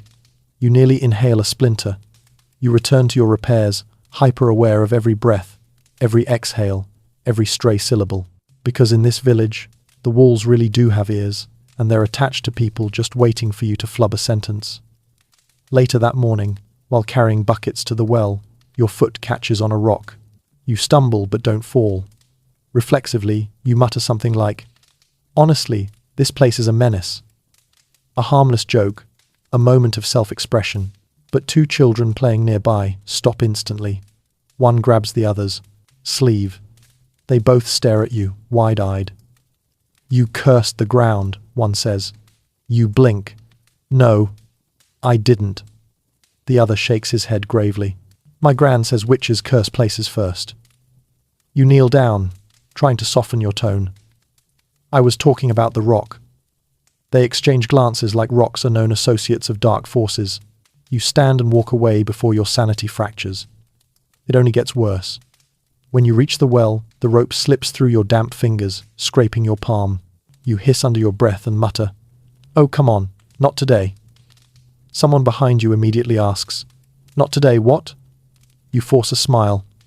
"Not today, rope issues." A woman frowns. Sounded like you were warning someone. You nearly choke. "I was warning the rope," she gasps. "Talking to rope?" You shut your eyes. Historians still argue whether medieval villagers genuinely believed curses slipped out unintentionally or whether it was an easy excuse to blame someone for misfortune. But in daily life, tone could be misread, mutters misunderstood, and sarcasm was practically a foreign language. You carry your bucket home, determined to speak as little as possible for the rest of the day. But fate has other plans. As you're lifting the bucket onto your table, your cat leaps under your feet. You stumble. The bucket tilts. Water splashes everywhere. And without thinking, you say it. "Oh, you little gremlin." You freeze. Too late. Your cat tilts her head at you, perfectly smug. But a passing villager hears the word gremlin and immediately backs away, whispering, "They call it by its true name." Its true name? You pinch the bridge of your nose so hard you nearly push your skull inward. The whispers gather quickly. They speak in strange tones. They mutter to objects. I heard them curse the ground. They name creatures with unholy words. I saw them whisper to a fence. You sit on your doorstep, tired down to your bones, watching your breath fog in the cool air. Your cat curls against your leg, warm and soft, completely unaware that she is now a gremlin-level threat. You decide to remain absolutely silent for the rest of the afternoon. But silence is dangerous too. When a neighbor asks how your day is going, and you simply nod politely, she recoils. They won't speak. It's unnatural. Another man hears this and adds, "Witches say less when they're planning something." Perfect. Absolutely perfect. So you speak just enough to avoid suspicion, but each word becomes a trap. By late afternoon, a small group has gathered near the baking house, discussing loudly how curses can slip out as careless remarks, how muttering is malicious intent, how sarcasm is twisting of the tongue, and how witches often mock objects before enchanting them. You want to ask where they're getting their information. A pamphlet? A class? A traveling seminar on how to misinterpret everything? But you bite your tongue. You don't need one more thing interpreted as a curse. A quirky tidbit. Some medieval folks believed that even accidental statements had magical weight. If someone spoke in frustration and a misfortune followed even hours later, it was enough to confirm suspicion. So when Tom's ladder breaks that evening, and someone claims they heard you mutter earlier, "Can this day get any worse?" you already know what's coming. That's when the spell took hold. Someone whispers. You drag a hand down your face. All you did was vent. In the most PG-13 way imaginable. You didn't curse the ground. You didn't talk to rope. You didn't bind your cat into a gremlin contract. But in a world where mutters become magic and sarcasm becomes spell work, one bad sentence might be all it takes to push you further onto their list of quietly concerning individuals. You wake the next morning telling to yourself repeatedly that today you will say nothing dramatic, do nothing unusual, think nothing suspicious, and breathe at a normal, socially acceptable medieval rate. You are determined to be the embodiment of average, beige, predictable, unremarkable. And then your body betrays you. It starts subtly, a tickle at the back of your throat, a heaviness behind your eyes, the kind of faint ache that whispers, something's not right, but not terrible either. You know this feeling. You're getting sick. And in a medieval village, being sick is a spiritual event. You drag yourself outside to fetch water, hoping fresh air will help. But the moment you cough a small, polite cough, the woman walking nearby stops instantly and turns her head slowly. Then she whispers to her companion, "Did you hear that? Oh no, A mainstream historical fact. Medieval villagers believed illness wasn't just caused by cold weather, spoiled food, or bacteria, which they didn't know existed. Illness was punishment, a sign, an omen, or worse, proof of someone dabbling in forces they shouldn't. And if you got sick, when you're already the center of 50 whispered theories, they don't see a person catching a chill, they see a curse backfiring. You carry your bucket home, coughing one more time. The cough echoes down the lane with perfect dramatic timing. Two elderly women crossing the street freeze like small prey animals. That doesn't sound like a normal cough, one says. The other nods. Cursed breath. You can hear it. Cursed breath. You shut your door gently before frustration makes you lose several years of carefully curated politeness. Inside, you wrap yourself in a blanket and sit by the fire. Your cat curls beside you, sympathetic but also deeply pleased you're sitting still for once. You brew a mild herbal tea, ginger, willow, a bit of mint, then immediately regret it. The village already thinks your cooking is a cauldron audition. Brewing. Sick tea is not going to help. But you're sick. You need it. So you drink it quietly and hope nobody smells the mint drifting from your window. Your hope is short-lived. A child runs past your cottage and yells, "They're boiling potions again." You rest your forehead against the table. Of course, by midday, the illness hits harder. Your head throbs, your limbs ache, your throat feels raw. And just your luck, someone knocks on your door. It's the miller's wife. And she looks both terrified and judgmental, a combination medieval villagers mastered like an art form. "You look pale," she says, eyes darting everywhere. "I'm sick," you reply. She gasps softly. "Sick? After all that strange weather last week?" "It's a cold," you insist. She shakes her head sagely. "Colds are caused by miasma, bad air, evil winds, possibly curses." You exhale slowly. "It's just a cold." She narrows her eyes. "Sometimes witches fall ill when their magic is misaligned." You blink hard enough to reboot your soul. "I don't have magic." She hums. "That's what worries me." She is worried that you don't have magic.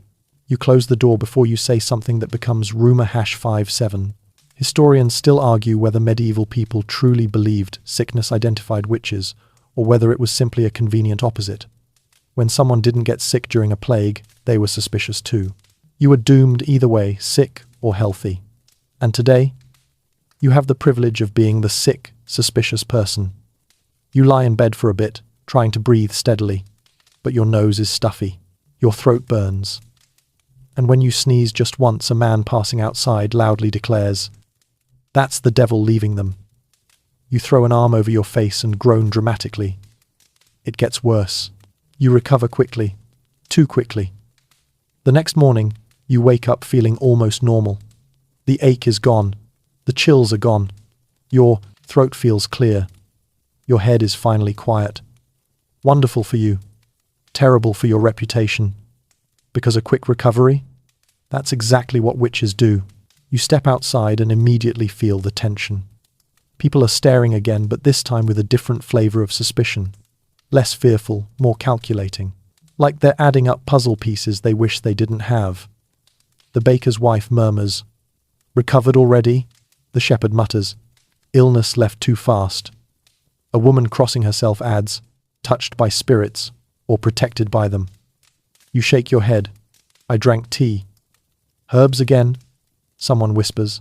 "You see, that's how they heal." You want to scream into the void.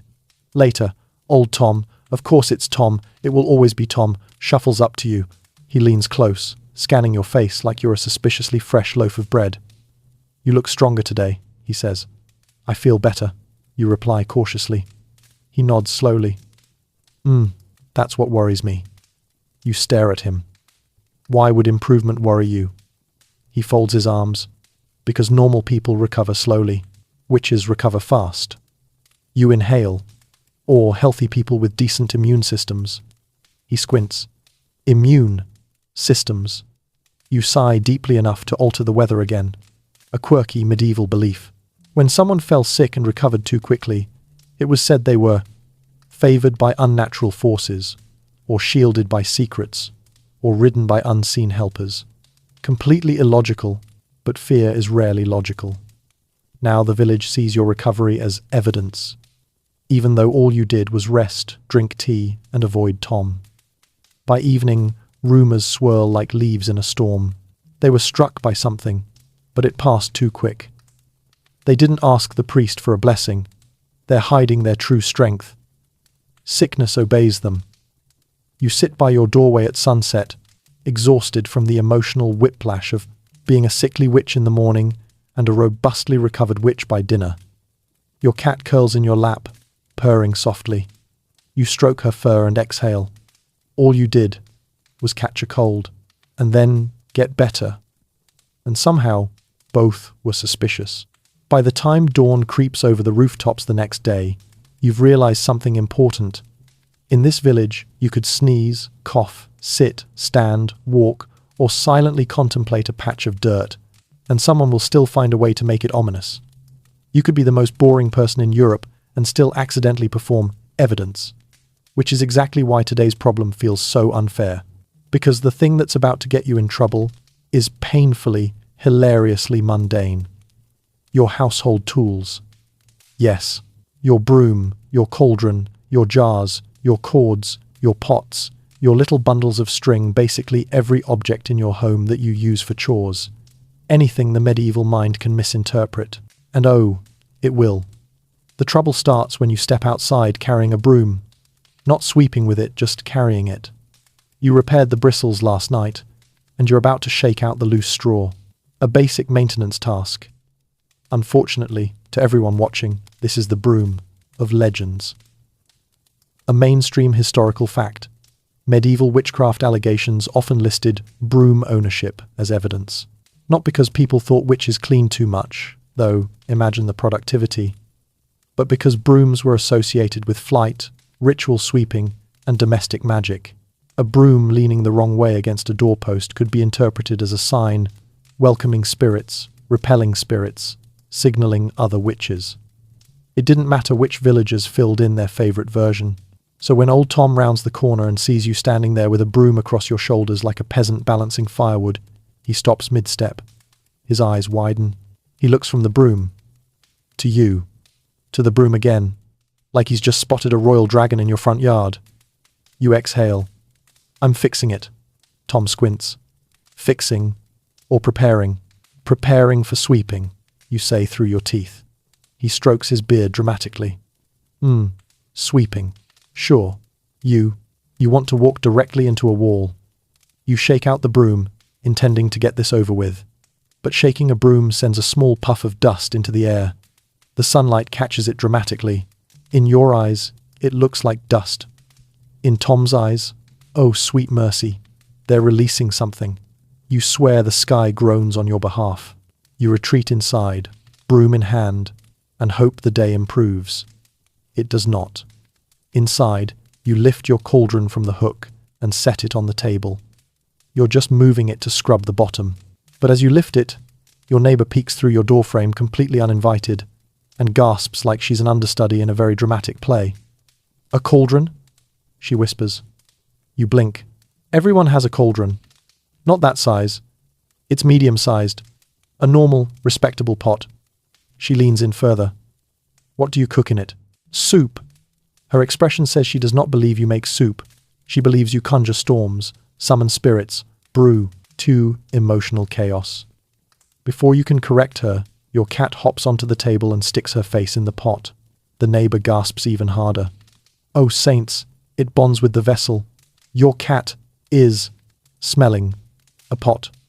You gently push the cat aside, set the cauldron down, and scrub it vigorously, too vigorously, because scrubbing hard makes a scraping sound. A terrible, metallic scraping sound. A sound that echoes out your open window like a ritual warning bell, apparently. Moments later, you hear whispers drifting into your home. They're sharpening something. No, they're grinding something. No, they're summoning something. You scrub harder out of spite. When you finally step back outside for fresh air, you're holding a bundle of cord, just rope you're about to use to tie up your firewood. Unfortunately, villagers have opinions about rope. A quirky tidbit. In some medieval regions, Knots and cords were believed to hold magic binding spells, unbinding spells, charms, love magic, storm control. If someone was seen tying knots with intention, the rumor mill spun into overdrive. You are literally just binding firewood, but as you tie the cord with a neat loop, a child watching from the lane runs screaming to his mother. They're making the witch knots. You freeze mid-loop, rope dangling in your hands like the world's least effective magical weapon. The mother comes running. Show me your hands. You stare. Why? To see if the knots marked you. The knots marked you. You lift your hands slowly, palms open, exasperated. No marks. She narrows her eyes. Invisible ones then. Invisible marks. Perfect. We've moved into advanced paranoia. You drop the rope, because apparently rope is dangerous now, and step inside your cottage again, hoping your jars will at least behave. They do not. You open a small clay jar of leftover barley. You tap it gently to check for pests. But tapping jars is suspicious. It makes a hollow thump, one that carries eerily across the quiet midday air. Moments later, someone whispers outside. I heard knocking from within their jars. You rub your forehead, wondering if it would be less stressful to move into the forest and live with squirrels. That afternoon, you go to fetch water with your wooden bucket. But wooden buckets also creak, and creaking sounds like groaning, and groaning sounds like, well, one person hears it and declares, their bucket is alive. You correct them. It's wood. Yes, they say gravely. Wood that moans. You open your mouth to argue, then close it. There is no point. Historians still argue whether medieval villagers truly believed in the supernatural powers of household tools, or whether they were simply interpreting the world with the limited frameworks they had. But suspicion thrives in a small village. Tools become symbols. Jars become containers of mystery. And brooms, oh, the brooms become smoking gun evidence. By evening, you overhear a group whispering near the well. They had a broom at dawn. I saw the cauldron, scrubbed it too long, and knots, binding knots, and jars that knock. And their bucket cried out. You collapse onto your doorstep, head in your hands. Your cat hops onto your lap, kneads once, then curls in a circle of purring comfort. You stroke her fur and sigh. All you did was do chores. With normal tools. But in this village, tools aren't just tools, they're props in a story everyone else is writing about you.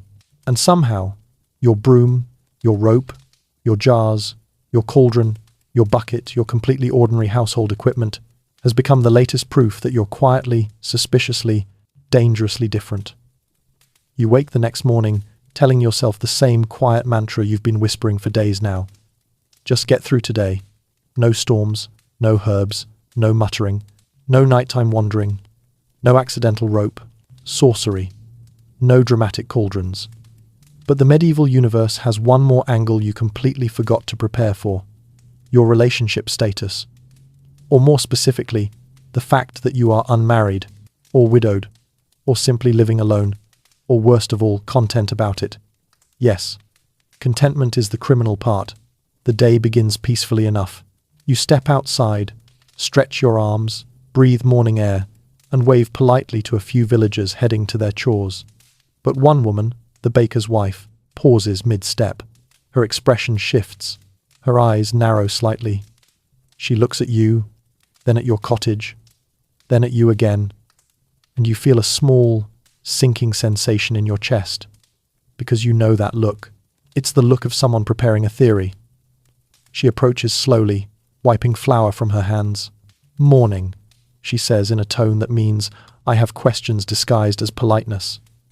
Morning, you reply, carefully neutral. She nods once, glances at your home, then asks, have you ever considered settling down? You blink.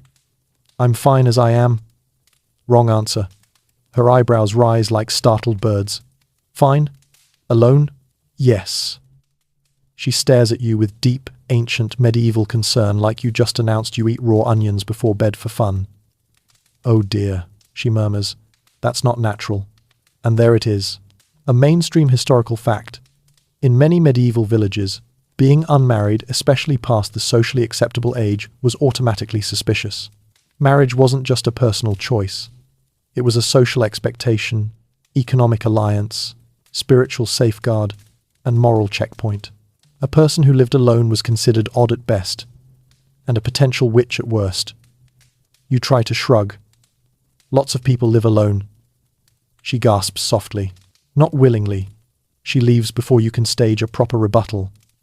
You sigh and head toward the well, hoping water will help you process the absurdity of being judged for liking your own company. But, midway down the lane, two older men stop talking the second they see you.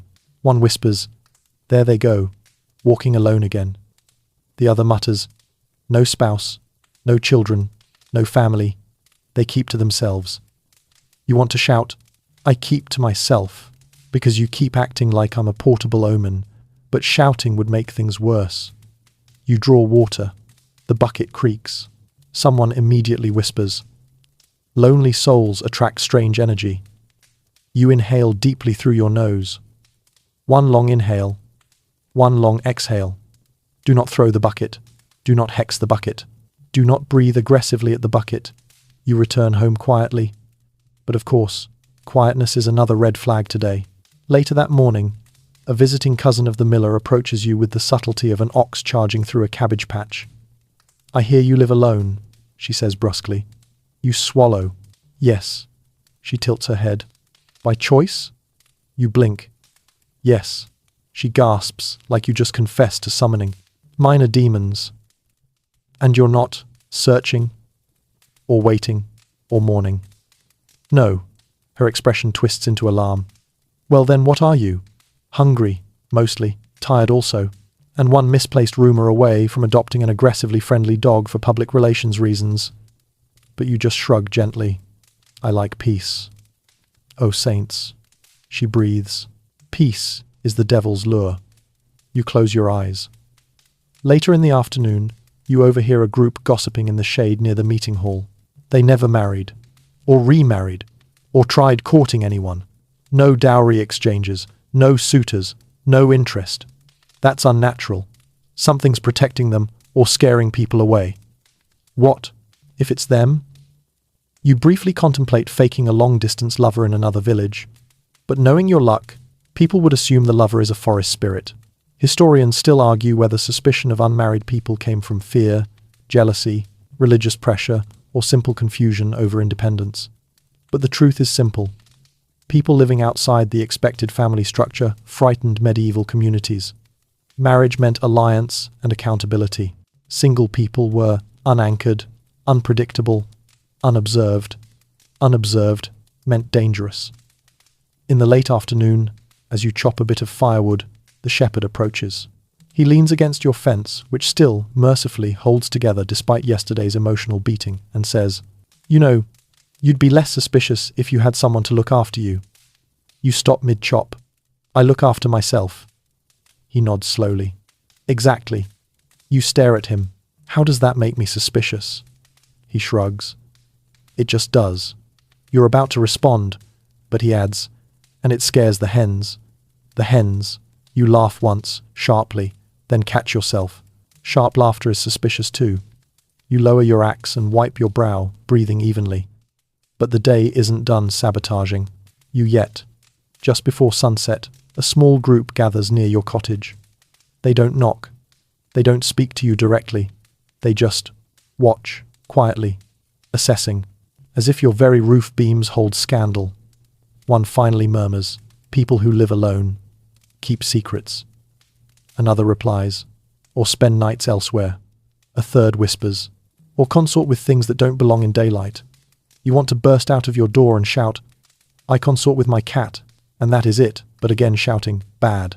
So you step out calmly, offering a polite smile, a warm greeting, a harmless tone. They flinch. The group disperses like startled pigeons. You stand there, baffled, staring at the empty lane. Your cat rubs against your leg, purring. Loyal, calm, comforting. A reminder that solitude isn't loneliness, that independence isn't danger. You scoop her up, step inside your quiet home, and let the door close behind you with a soft thud. All you did was live alone, content, peacefully. But in this village, independence is suspicious, solitude is unnatural, and a person without a partner or watchful family, that person must be hiding something. And apparently, that something is you. By the time morning settles over the village, soft and pearly with mist, you've already prepared yourself to be judged for breathing, walking, existing, or blinking. You've braced for broom-related scandal, for rope misunderstandings, for cauldron-based horror stories, and for someone misinterpreting your skin as a cursed constellation. But today, the village delivers something new. Not something you do. Something that simply happens near you. Visitors. Unexpected ones. And in a medieval village where fear sleeps lightly and rumor wakes early, any unexpected presence near your home instantly becomes a sign. The trouble begins with footsteps. You're inside your cottage, kneeling by the hearth, coaxing sparks into a small morning fire when you hear them quiet, uneven steps on the lane outside. You rise, peek through the small wooden shutters, and see a traveller slowly making his way toward your cottage. A thin man, pale, wrapped in a cloak, patched so many times it's more stitchwork than fabric. He looks confused, lost, exhausted, and unfortunately he is heading directly toward your door. You step outside just as he approaches. "Pardon," he rasps.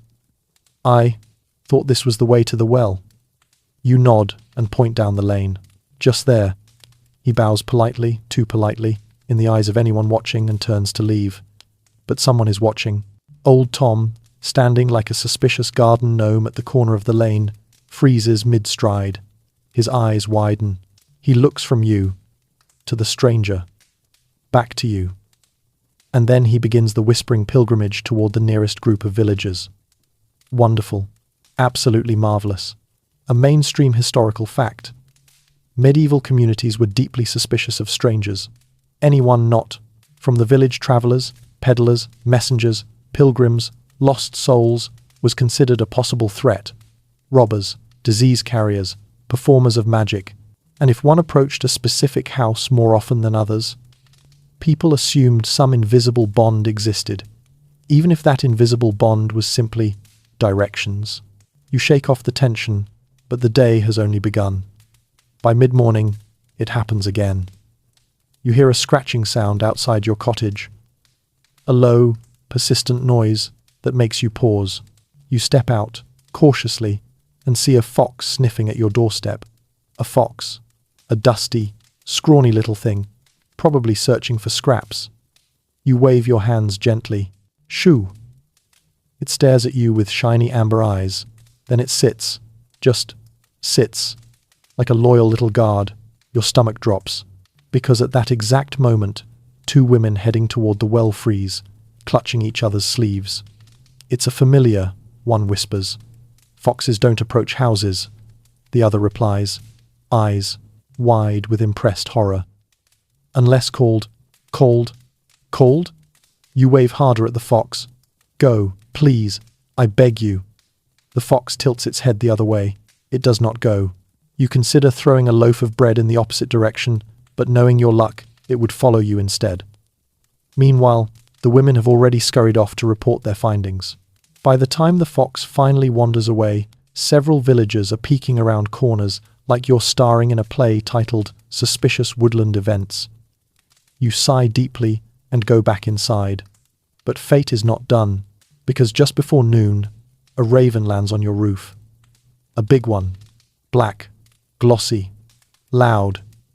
It croaks once, a sound so dramatic it could win awards. And then it stays, not moving, not hopping, just standing there silently, watching your doorstep. You pinch the bridge of your nose. Of course, first a fox, now a raven. All you need is a stray goat, and you'll have a full medieval omen starter kit, voices murmur. Outside, a raven only sits like that when it's claiming something. What's it claiming?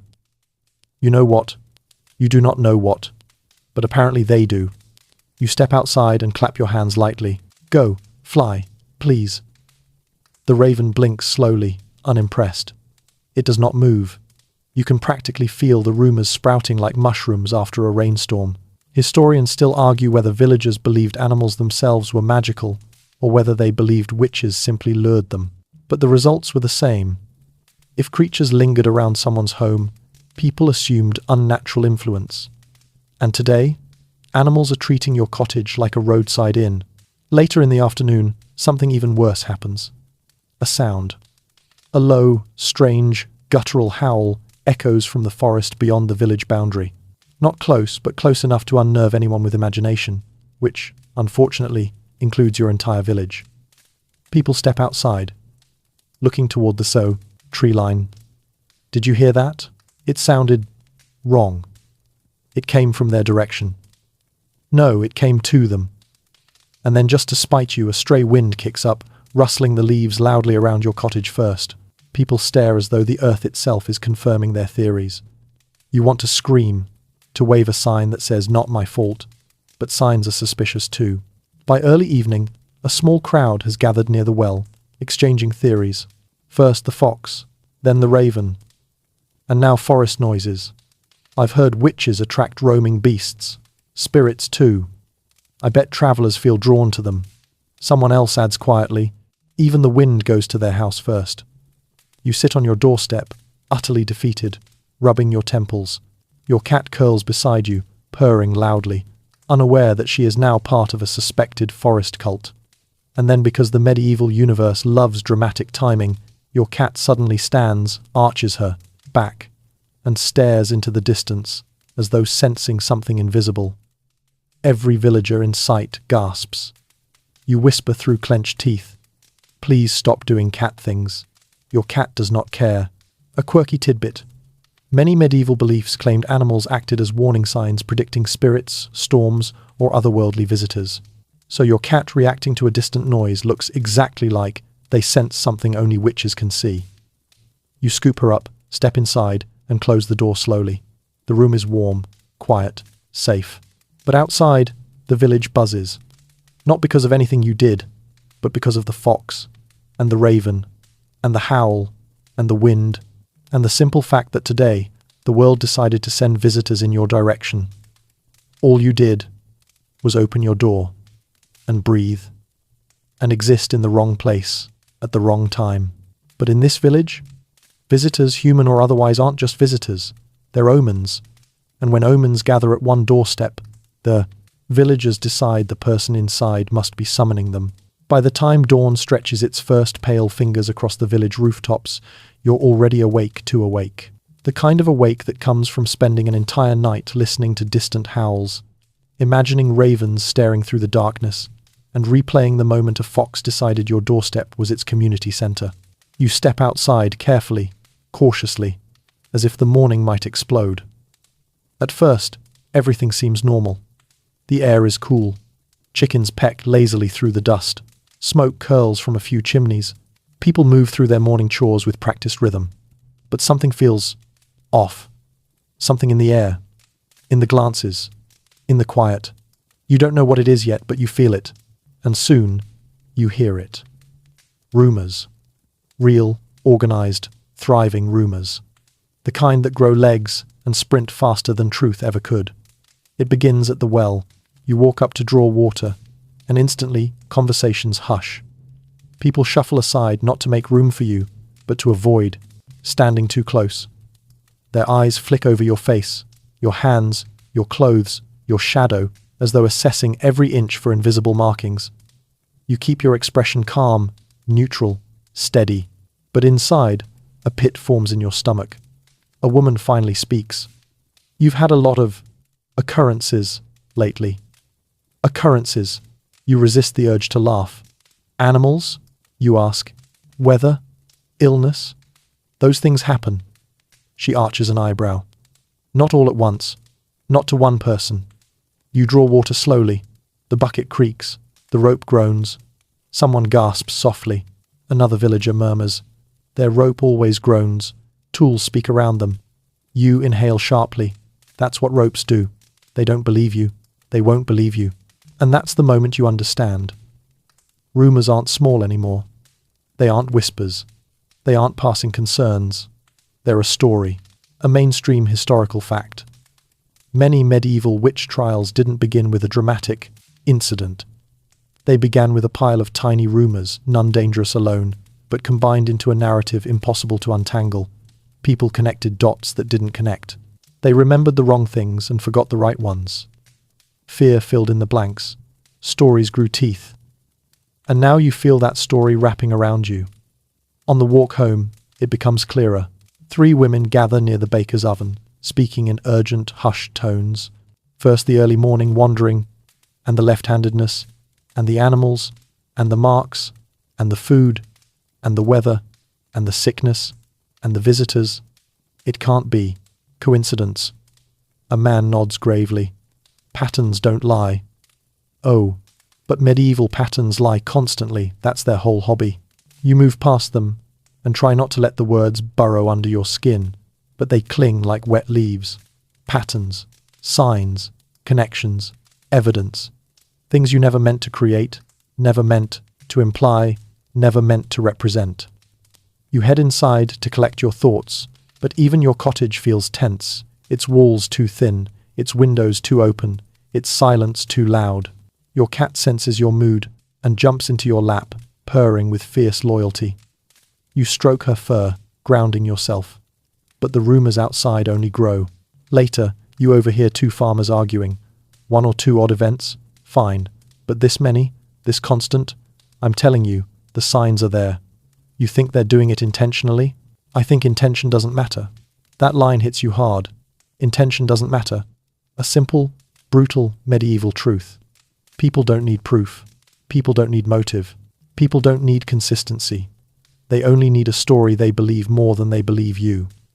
As afternoon settles in, you try to help with village tasks, partly to ease tension, partly to show you're harmless. Mistake. Helping looks like currying favor. Not helping looks like aloofness. Being outside looks like searching for opportunities. Staying inside looks like plotting. Everything you do becomes something else. Children play near the well, but when you walk past, their laughter falters. One whispers, "That's them," the one animals follow. The first one gasps, "Don't think near them." You clutch your cloak tighter. Your chest aches with a quiet sadness. Even the children are afraid. Later, as the sun begins to dip, the whispers thicken into real concern. You hear fears spoken aloud. What if they cursed the river last season? What if the blight on the barley was them? What if the storm last week wasn't natural after all? What if we overlooked signs before this? What else might happen if we do nothing?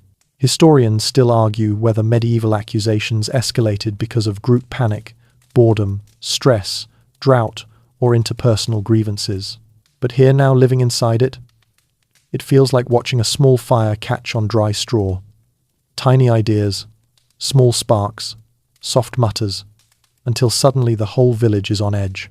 By evening, a small circle forms outside the meeting hall.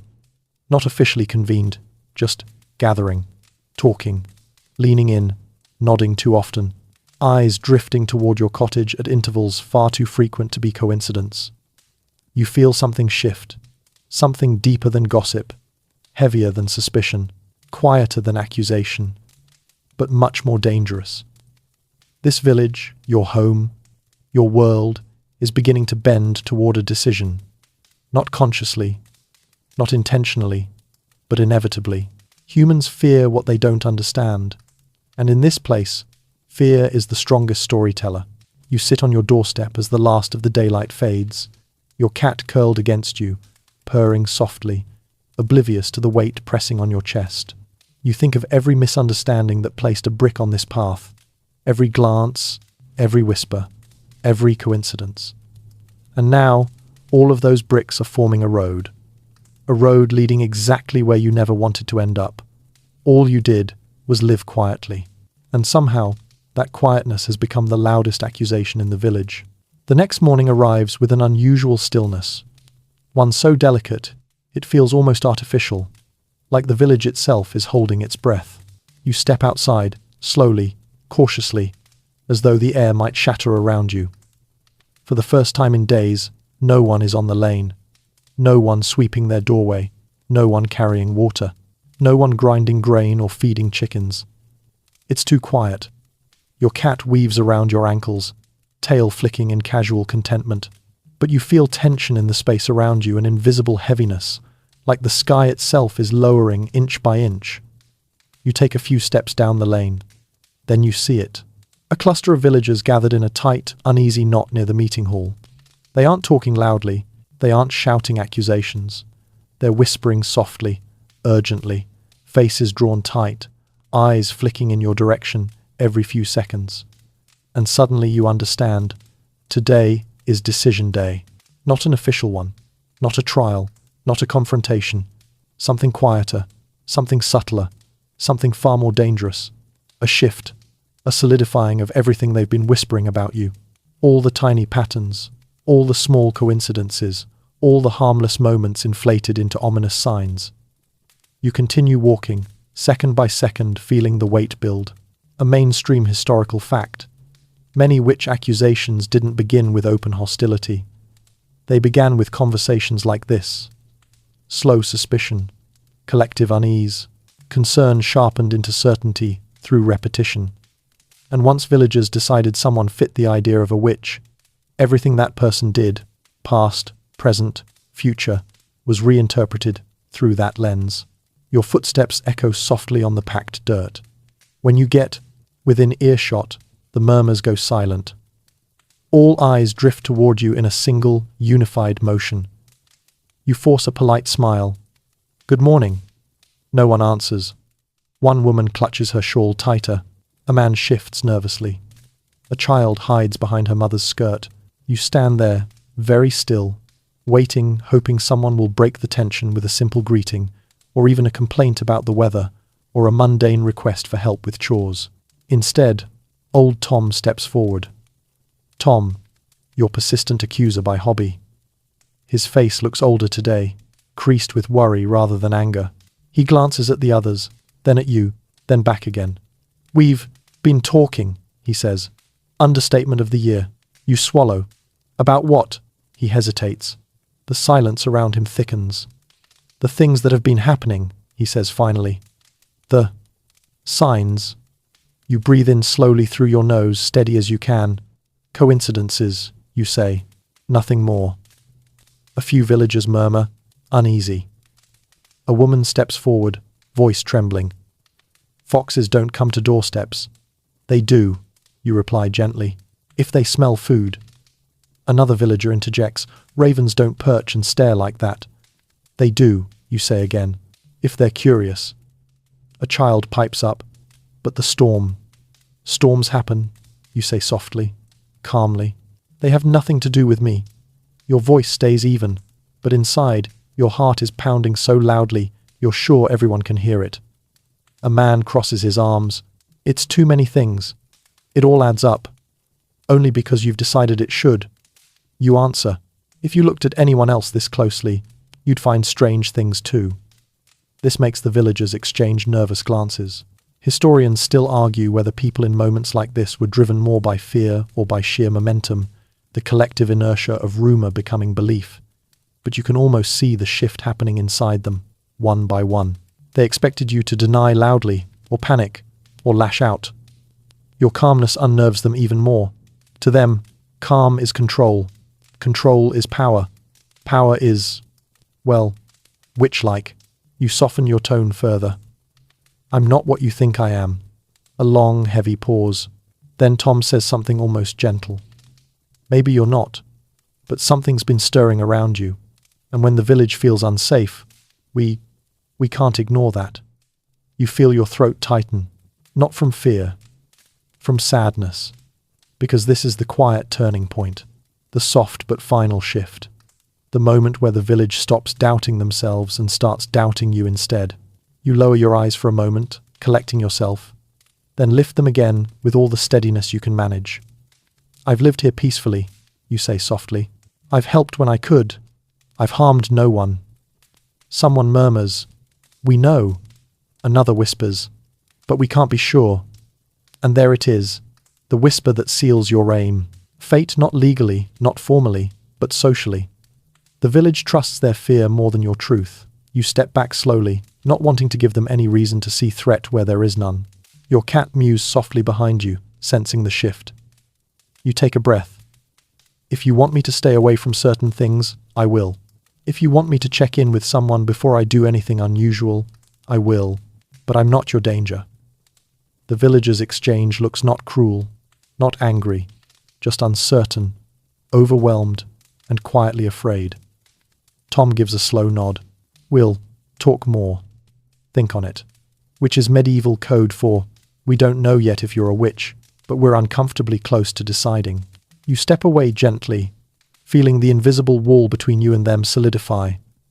When you reach your doorstep, you turn once more, offering a faint smile, a peace offering, a quiet plea to hold on to reason. No one smiles back.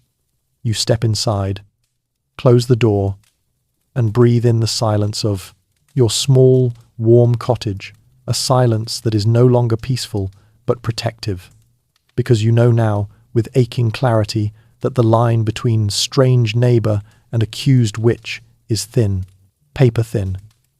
And one more wrong moment, one more coincidence, one more rumor, one more whisper could tear it. All you did was live your life, quietly, softly, kindly, and somehow, in this world, that quiet life has become a storm gathering at your door. The tension of the day lingers for a while, drifting through your cottage, like a faint echo that doesn't know where to settle. But as the evening draws in, the world outside softens. The last glow of daylight cools into muted gold. The fire in your hearth takes on a quieter tone, its crackles turning slow and sleepy, more like gentle breaths than flame. You sit for a moment, hands in your lap, letting the stillness gather around you. The walls feel warmer now, almost like they're leaning in closer, offering a little shelter from the weight of everything beyond them. Your cat curls into a soft circle by your feet, her purring low and steady, like a calming hum made just for you. Outside, the village rustles into night, doors shut, lanterns dim. The wind drifts along the rooftops with a softer, slower rhythm. Even the usual nighttime sounds, the distant sheep, the creak of wood, the faint chatter from a late-working villager seem quieter, as if the whole world is exhaling at once. You close your eyes for a moment, letting the long day melt away, letting your breath slow, letting the warmth from the fire settle into your bones. Every inhale feels a little steadier, every exhale a little easier. The worries of the day drift to the edges of your mind, softer, blurrier, losing their sharpness with every passing second. Soon, the only things left are the warm glow, the gentle purring, and the quiet promise of rest. And as your thoughts grow dim and comfortable, like a lantern slowly fading into dusk, you let, with yourself, surrender to the softness of the moment. No fear, no noise, just the stillness, waiting to guide you into sleep.